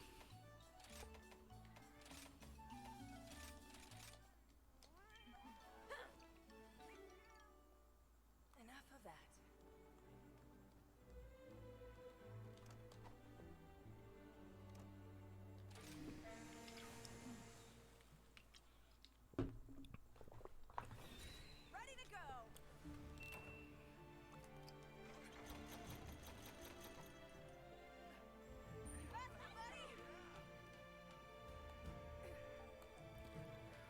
And I've spoken a bit since getting to the endgame grind in Sunbreak about the anomaly slash afflicted series of quests and investigations.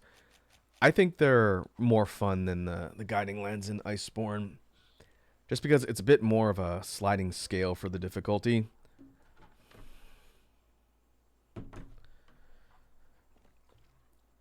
It's still a grind, and it does get decently challenging. I can only imagine what those fights are going to look like when I hit investigation level 200 or 300 or wherever the max is. I do want to see if I can get there before Wilds comes out, just to see, because I've never gone completely into the maxed out end game on one of these Monster Hunter titles where I've gotten fully augmented gear and whatnot. Just kind of as an achievement thing more than a necessity thing. You also get things like the risen monsters showing up as targets and whatnot, which I'm sure is absolutely a joy to fight with the scaling damage and HP. He says it was good, but not that good. Are you talking about the grind in this game or the grind in older titles?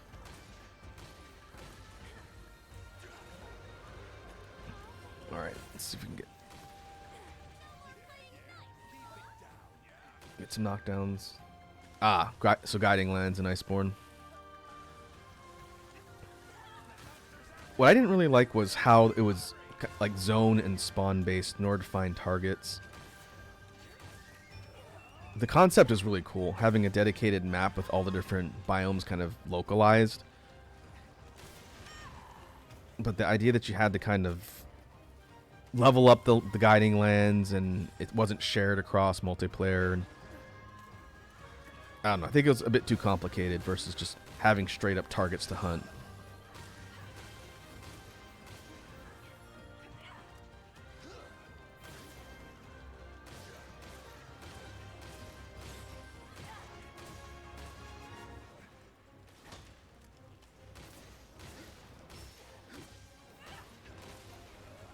Sit down.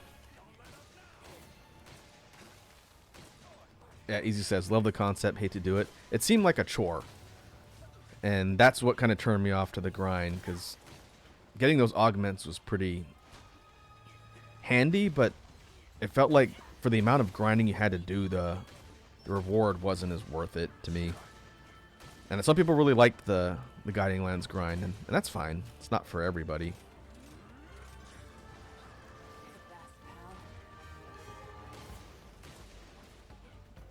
We'll see.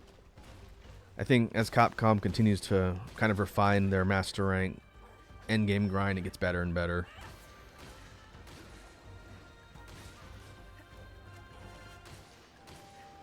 And they come up with different ways to kind of implement that augmenting or gear upgrading system for endgame stuff. So we'll see what happens for Wilds. I'm sure they'll come up with something interesting.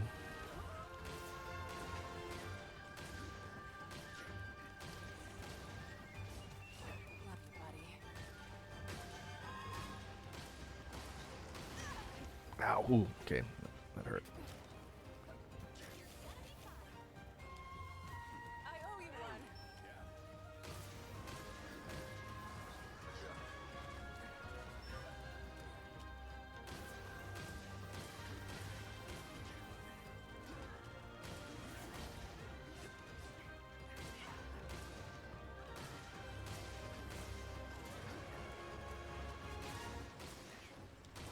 You're the best, pal. Sleeping? Sleeping. That means it's bomb time. I am out of bombs. Okay, I should probably fix that next time.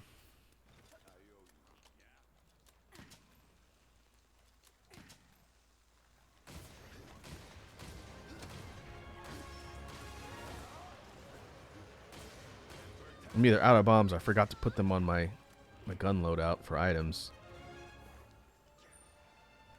That's no good. We have to have our wake up.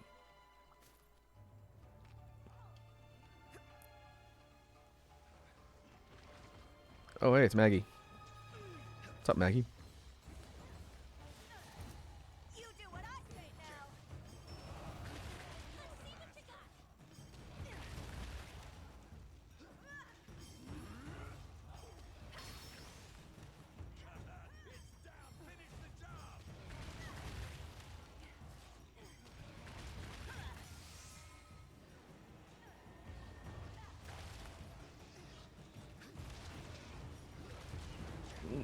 Bye-bye. Okay, see if we can get that knocked down.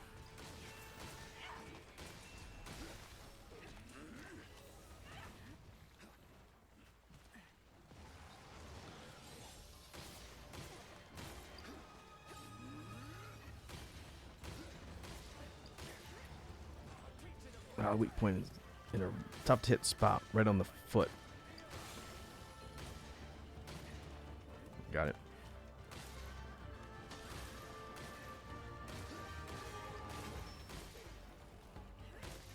Love you, buddy. It's a bunch. No. Get away. Run away, stinker.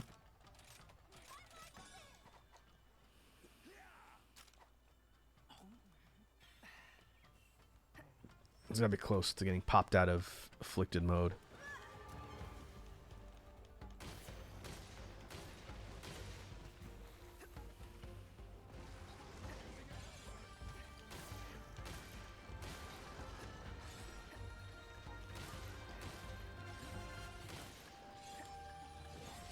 Ow, ooh. Okay. That's no good. Well, I was lucky. Is that guts? I don't have guts on this set, I don't think. It should have killed me. Watch out for the monster. There we go. It's about to go off, I think. About to hit the Nova.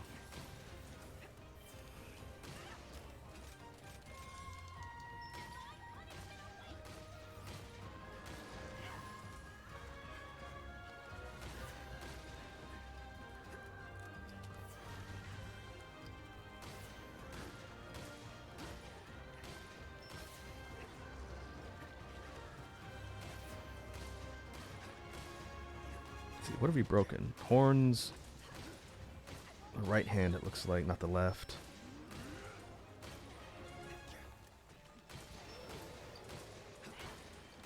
There's the left. There's Somnicant.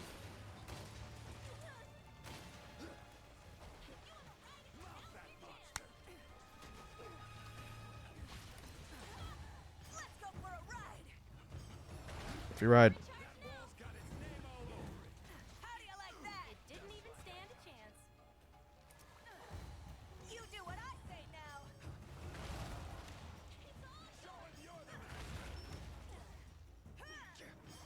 The secret to a long life? Smacking monsters!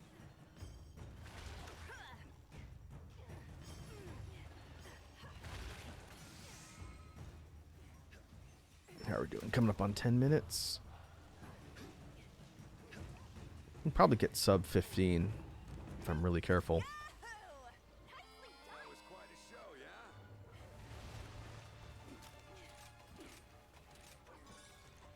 yeah? Yeah, it's almost dead.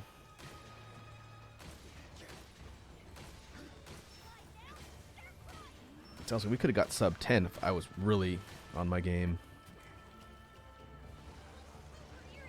Oh, but not if I dodge into that. Well, that's going to cost me.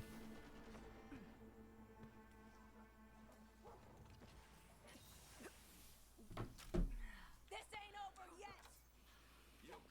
One sec.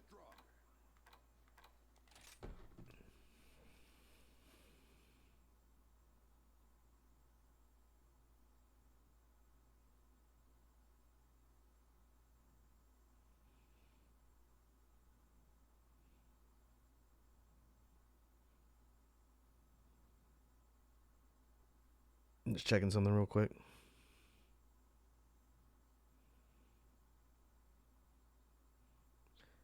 Easy says, I really want the next Monster Hunter game to develop the lore.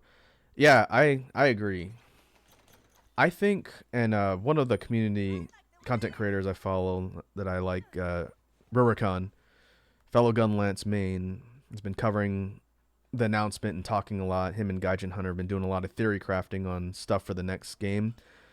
I think it's very likely it's going to take place in the new world, kind of like World and Iceborne did. I think it'd be cool if it doesn't take place at the same time, like maybe further in the future, so that we can kind of get progression for the lore in the new world and how stuff has happened there. Because I don't think it's going to take place in the same setting as this game, which I can't remember if they really specify for like Kamura and Elgato if that's the new world. It might be.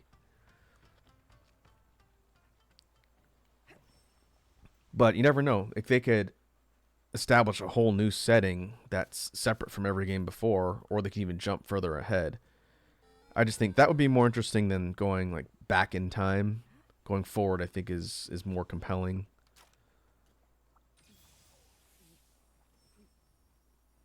Oh, you're over here and you're sleeping.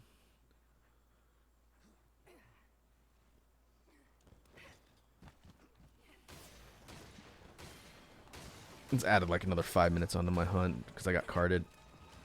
Terrible. That is probably the most dangerous thing Nosferog's got. And at afflicted level, that comes out incredibly fast. Alright. 11 minutes. I could have got that in 8 if I was really on point. Oh well. Just kidding. I'm not bad. Not to split hairs.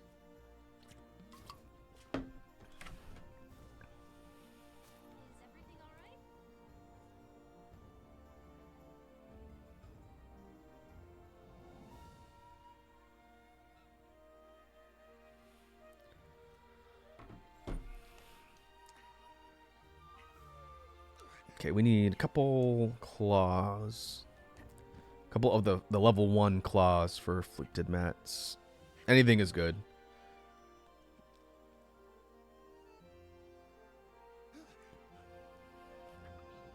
Since we can use the bits to roll into upgrades for the points in addition to the required bits themselves. Let the record show that 500 something defense, afflicted level, what, 31? Still dangerous, still cardable. Okay, good, got 2. 1126, that's respectable. But for level 31 with high-end gear, it could have been faster, but nothing to really complain about.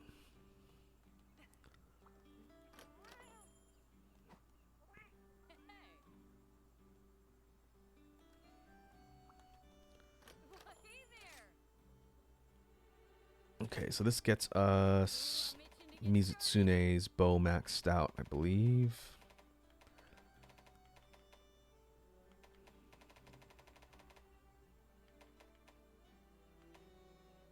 Oh, I need one more. Okay, we do that again. It's 11-minute time investment. That's not bad. Alright, let's run it back. Try not to die this time. We get armor spheres for doing all these afflicted quests too, so that's good.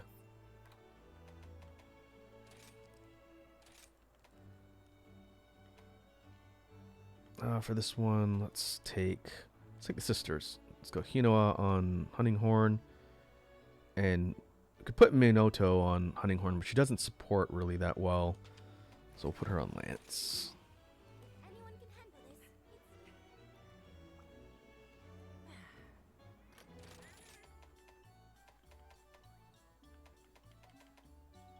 You know, talking about future Monster Hunter titles, I've always said it'd be cool as like a spin-off series if they did like a far futuristic Monster Hunter type game. Probably not as a main line. I think that would turn a lot of people off.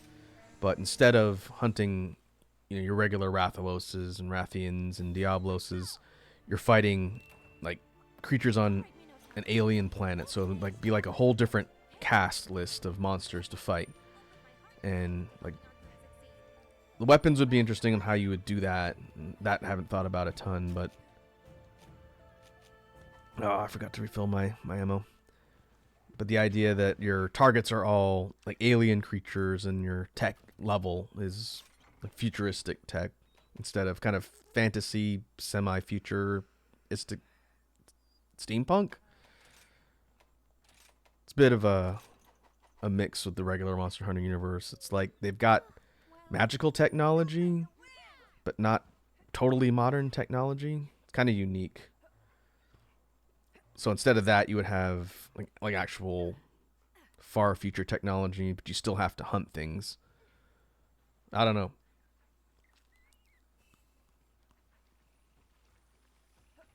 Some games have tried to do that. I know another game I got to get back to that I did enjoy, but the performance was making it difficult, was Wild Hearts, which came out earlier this year. There's a Tecmo Koei original Monster Hunter type game. It's very unique and a lot of fun. There's some really cool concepts in that game. It just didn't run super great performance-wise when it came out. I think it's probably better now. But that game was pretty cool. Reminded me a bit of Tokiden. Same studio, but older PSP Vita era Monster Hunter type game. I liked Tokiden.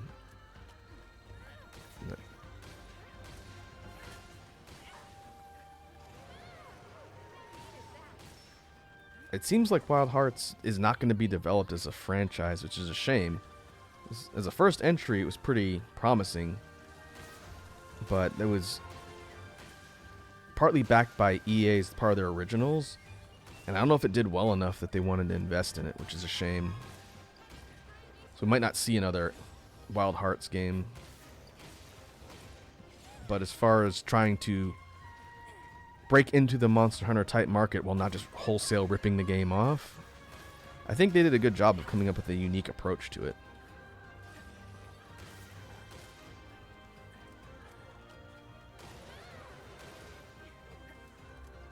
I really like the parasol in Wild Hearts. I tend to gravitate towards weapons with a parry mechanic, and that one is very, very parry focused. Watch and learn. The cannon was really fun too. Getting a big mystical nuke laser cannon. And the twin blades, I think they called them. It was kind of like a duels plus a sickle chain, where you could anchor on the enemy and go attack on Titan style and like zip around in the air. Also really cool. The Wild Hearts weapons were pretty creative, while definitely taking a lot of inspiration from Monster Hunter, which is what I appreciated from that approach. Nothing felt like a wholesale ripoff. Like the hammer type weapon was also really cool. You could like specifically time your strikes, and the hammer would change forms, and it changes the combo paths. Oh, I'm not even paying attention. I should have been going for the ride with Magnamalo. Oh well. Grab shinies and go after Goss. I got distracted talking about Wild Hearts.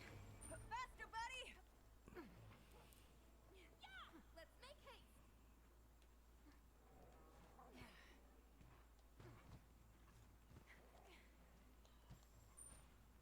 Let's go. Just thinking about Bunny Dongo lifts my spirits.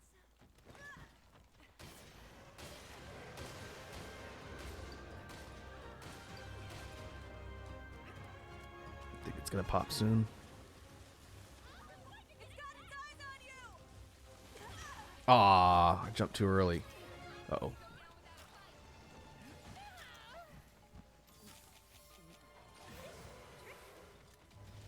I owe you one.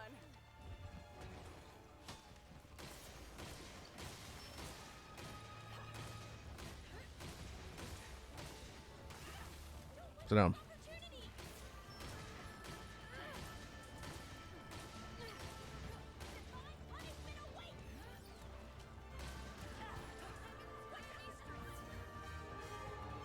Hey.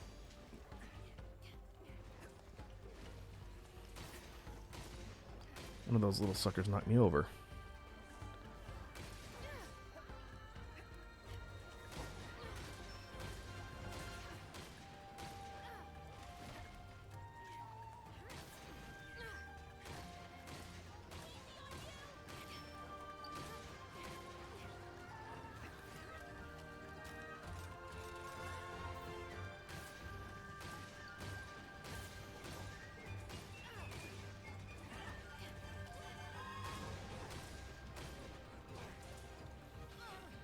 Love you, buddy. Oop.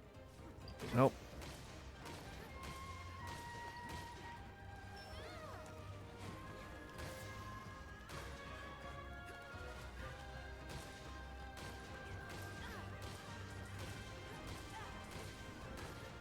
Kind of curious for light bowgun mains. Oh, I forgot to go get bombs. I'd be curious to know if, like, rapid fire level 2 spread ends up being more DPS than what I'm doing here. This is Guys McGorm's light bowgun, which is got a really big clip for spread 3. So I wonder what ultimately equals out to best damage. 'Cause my other build for light bowgun is rapid fire pierce. It's rapid fire pierce 2, which is Primordial Mal's light bowgun. I think it's a silver shooter.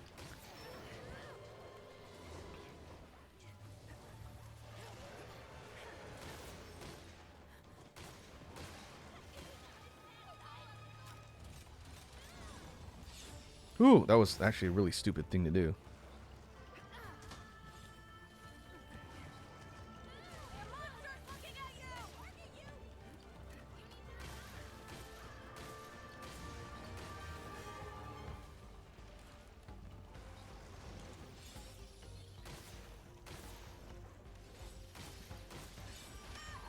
Ow, ow.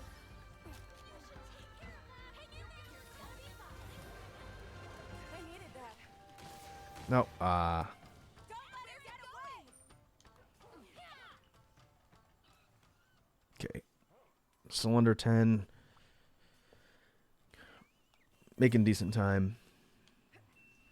What kind of creature is that? An unusual creature.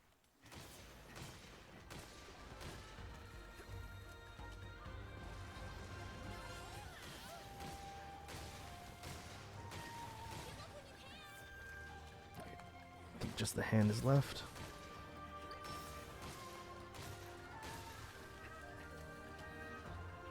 Well, another one on the foot.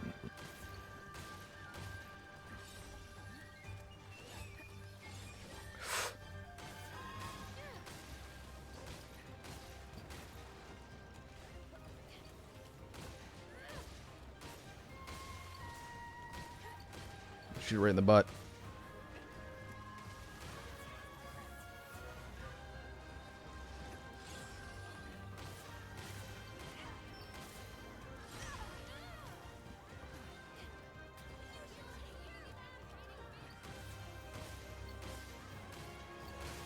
There we go.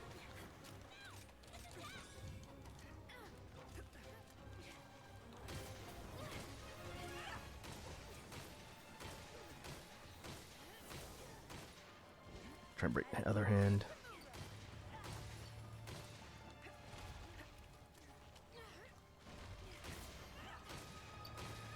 There it goes.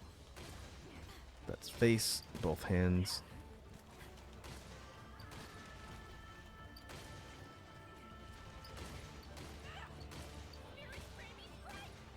Kind of like how shotgun, light bowgun is a bit more of a dance, so you have to be close. Versus pierce, which you can get kind of at far range and line up your shots to go down the body of the bigger targets. You're essentially playing a slightly medium range melee with spread shot, because like, look how close I am. I'm right in this thing's face the whole time. I could go ballistics, I think it is, that changes critical distance, which if I wanted to super optimize it, I can, but even still, we're still playing the range game, just closer range than Pierce. You can see the clustering from spread 3. It stacks up pretty good damage. Oh, I guess I didn't have the other hand broken.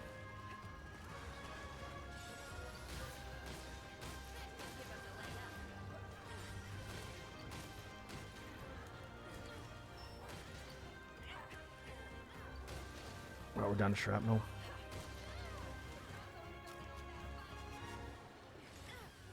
Let's see if we can finish this one out.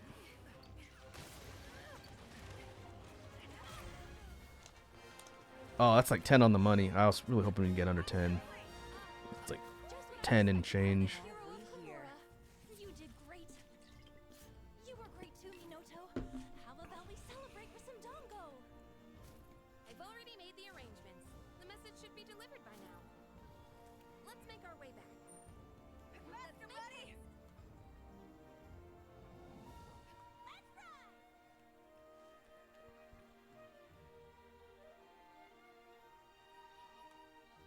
Let's see, we got face. I think we got both arms, yeah. I think we got all the breaks. Oh, can't remember if there's a torso or back break for Goss. I really hope we get another large size bear type monster. This one was something I really wanted from the Generation 5, as it were. We didn't get a large scale bear monster in World Iceborne. So when I heard that Rise was doing a bunch of yokai themed monsters, I said, hope they do something with like an Oni type design, and sure enough, that's what we got with Goss. Okay, we got our claws. 10:57, just shy of 11 minutes. We'll take it. Anomaly research level 164.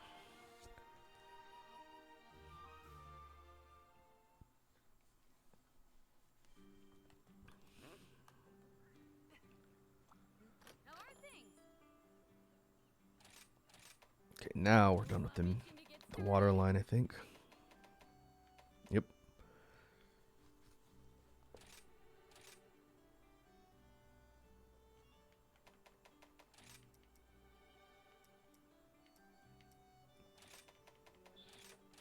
Strike while the iron's hot. Okay, water is done. Fire is done.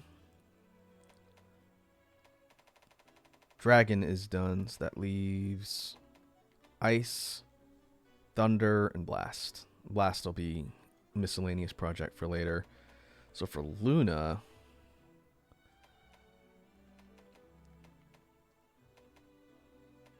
yeah, rapid 5. So for this one, we can craft. I can upgrade.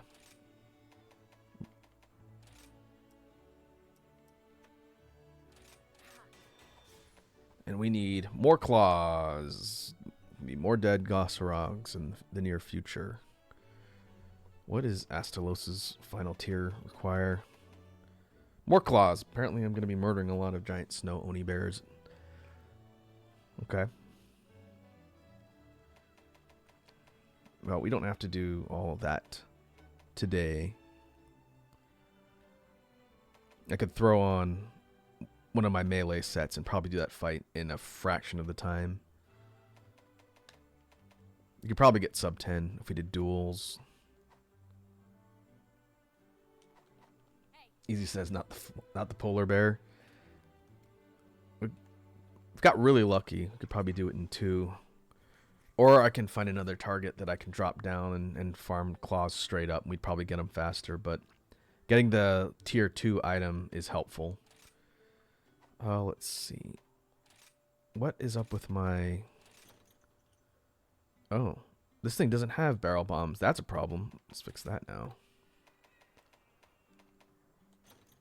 Gotta have bombs.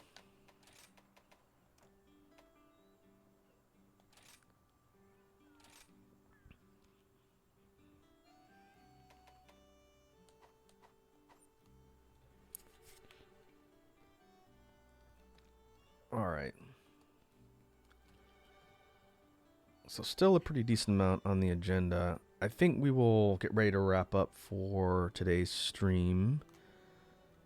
I need to go see to dinner before it gets too late. But we have got bow construction on the way, underway.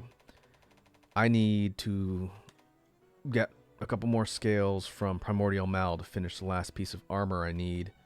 Then after that, it's probably decoration farming.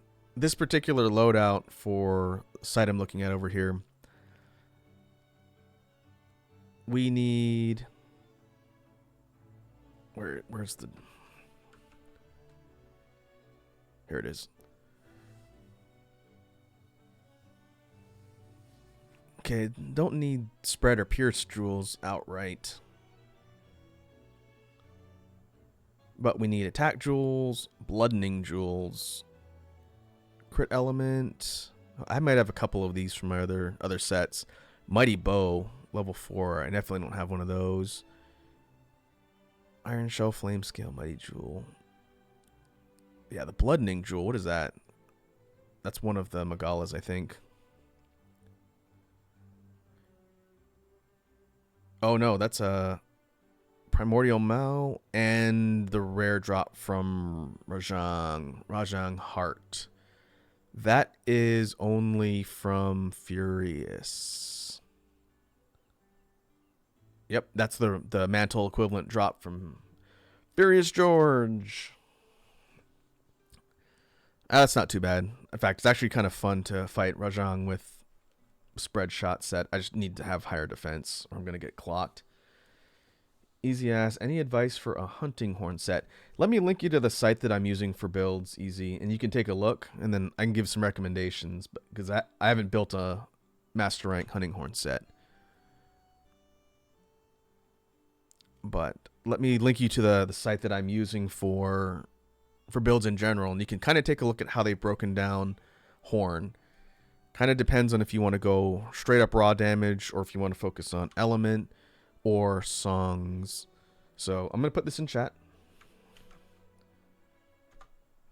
If you scroll down on the main page here, it has it by weapon and by rank. I'm going to assume since you're doing endgame, you're only really concerned with the master rank stuff. But like for horn, I looked at this a while ago and I did not remember what exactly we have, but they have a whole bunch of different builds. Like Blood Awakening is one of the kind of frenzy type. Oh no, this one has a lot of Valstrax and Primordial Mal. Kind of depends, but there's some interesting things in here. Like if you wanted to go for like dragon conversion and like the blood right, or where's the skill list? This thing shows skill lists. Oh, there it is. Blood Awakening.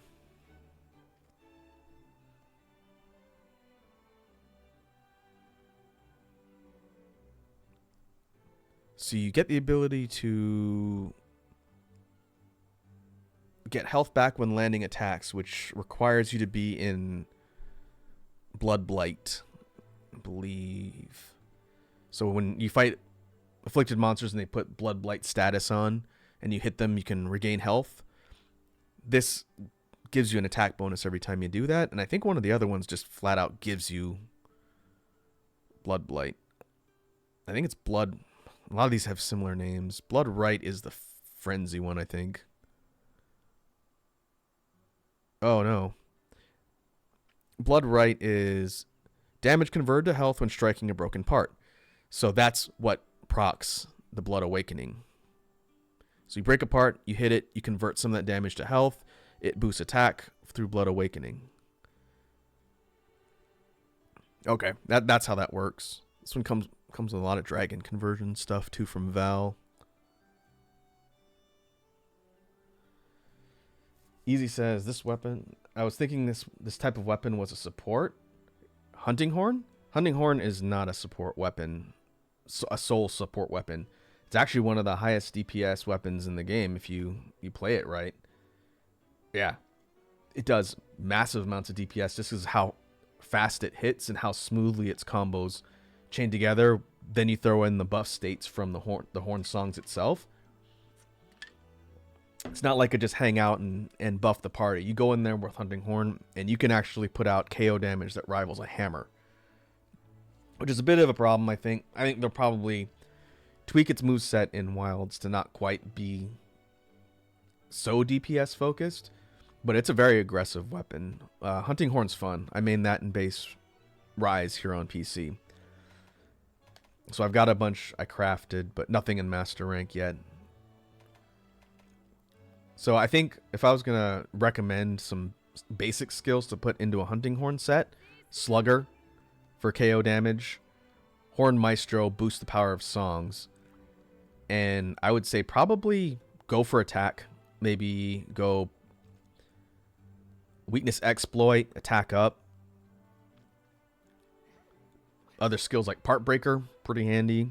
Maybe breaking monster heads and claws and wings and stuff pretty quickly. But primarily offensive skills. That's my general recommendation for Horn, since you're going to be relying on DPS versus just support. You could play it like a support weapon, but that's not nearly as fun. Getting in there and doing all the different combos and like chaining the capoeira dodge thing that it's got, and getting kind of the fluid rhythm of hits, plus the soak binds like Earthshaker, which just does a big concussive shockwave. Hunting Horn's got tons of really fun things. It's one of my favorite weapons of this generation, thanks to this game. I played it a bit in Iceborne. It was okay. You could still play it aggressively, but it wasn't quite as offensive based. It was a bit more of a mix. Easy says, okay, so it does like 15% more damage than my actual Insect Glaive main build. If you build right, given some of those advanced skills that you can put on the set, that's not too surprising. It kind of depends. Insect Glaive is going to give you a bit more of an edge against things that fly. Hunting Horn doesn't have a ton of ways to deal with things that get in the air a lot. So being able to go, Flora's Lava mode with Insect Glaive would definitely be an advantage. But for something grounded or something slow, with like easy to hit head, you will be bonking and knocking out things left and right with a Hunting Horn. Because like, I could show you in the tree. Assuming you are not paying attention to element, which you don't need to for Hunting Horn. I like building elements just because it's fun to gear towards weaknesses. But the song lists for all of the horns is what you really need to pay attention to. So like Primordial Mal, the Silver Smasher, the blue song is Blight Negated. I think that purges Blight status, and I don't know if it keeps you from contracting Blight status. I don't know. That might not be the best thing if you're trying to get a Blight status on you. So that Bloodright build might not be good for that. But it confers attack and defense up with the red song, and then the green song is sharpness lost reduced. So if you're using this with a party, everyone in your party is getting reduced sharpness burn on all their weapons. For any meleeer, especially fast attacking meleeers like SNS, longsword, duels, slower sharpness degradation. That's really good. Other things, like this is the Violet, the Fire Hammer, or not hammer, horn. Knockback negated will reduce the amount you get kind of knocked over by light attacks, attack defense up. Sharpness extension, I think that's just handicraft. I don't know to what extent, but it just boosts the sharpness level of your entire party. Easy says, Unga Munga man, hit head of big monster. Pretty much. You're basically a hammer with additional steps. Let's see, what are some other fun ones? Some of the later Master Rank ones have some nutty combinations of skills.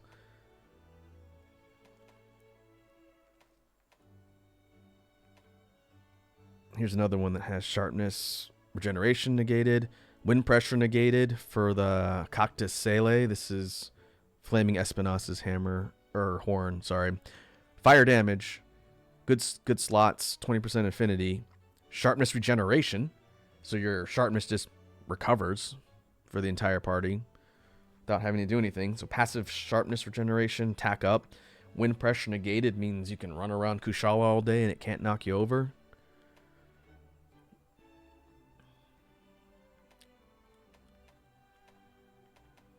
Easy says I was using Teostro's hunting horn. What does Teos do? Further down here in the Elder Tree. Health regeneration, health recovery antidote, attack and defense up. Not bad for a good kind of support set of songs. If you have a bunch of very aggressive players that are taking a lot of hits, then you can use this to bolster their health and give them some sustain and survivability. There is earplugs songs, which can just reduce or eliminate earplugs altogether. There's another one. I forget whose horn it is, but there's stamina loss negation. I know it's on here somewhere. I just don't remember whose horn has it. No, not the Glass Queen. That's stamina use reduced. I think there's one that's just stamina loss negated.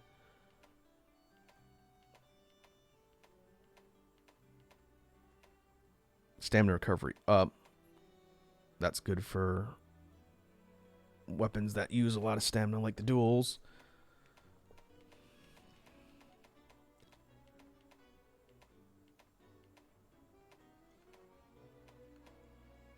Maybe it's just stamina use reduced. I don't know. That's very possible. There's elemental attack boosts, which is nice. Health regeneration, just passive health recovery. If you wanted to swap that out for the song that just heals, then you can give everybody passive song buffs. This is Amatsu's horn. The Autumn Loop, which is pretty good for a water horn. It has negative affinity though, which kind of sucks. And it doesn't have slots. But you wanted to go elemental for like a water elemental damage. Make sure you negate blights and give everybody passive healing. That's not bad. I like Sonic Waves. That gives you some actual offensive powers with your horns. But yeah, lots of options. Lots of options in World of Horns. I got to figure out what I'm going to build when I eventually get there. Probably going to go attack. So something with attack boost and maybe sharpness. A sharpness attack boost. Sonic Barrier, I don't remember what that does. It might be defensive. I know Sonic Wave is offensive.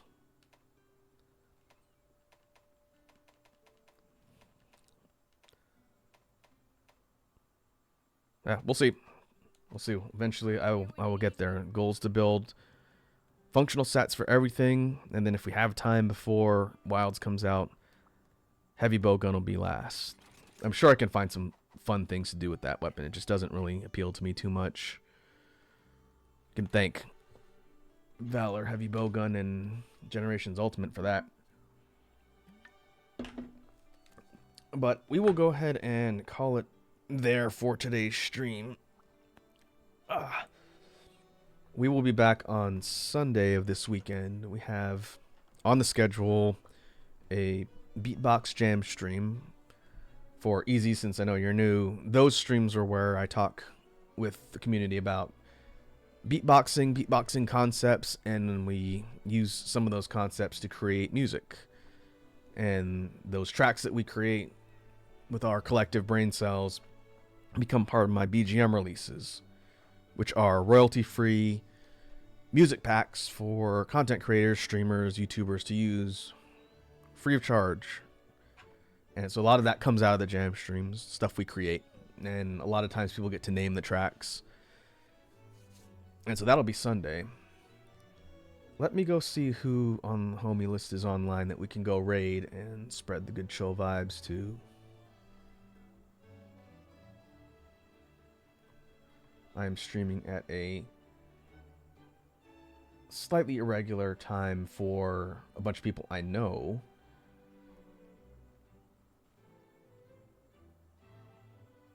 So let's. I don't see anyone from my list. I'm gonna go see if there's any VTubers playing Monster Hunter right now.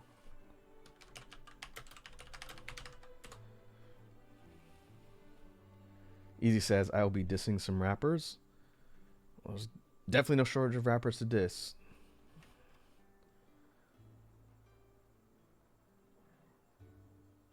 Oh, let's see. There's a couple people live. Monster Hunter Rise. I get the feeling since the Wilds announcement, the number of people playing Monster Hunter Rise has probably kicked up a bit, which is good.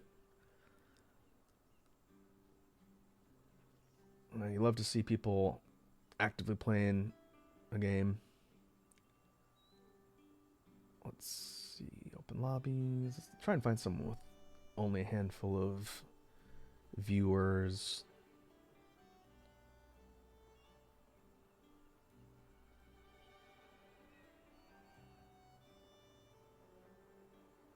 Let's see. How about this person? Let me check this person out real quick.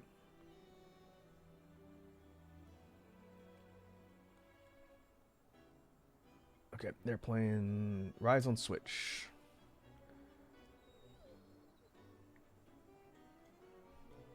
So we'll go raid this person.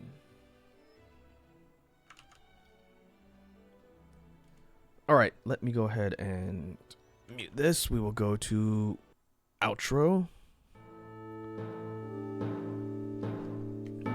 As soon as this loads, we will go ahead and raid. This is Raintail. I don't know this person, but they're playing Monster Hunter, so let us go wish them good hunts. Thanks again for everybody who came and hung out. I will be streaming Monster Hunter off and on as we go. Might not, it's not gonna be every week, but I'll be streaming it off and on so we can keep making progress in the end game. But until then, hope everybody has a good rest of your evening, and I will catch you folks this weekend. Let us commence the raid.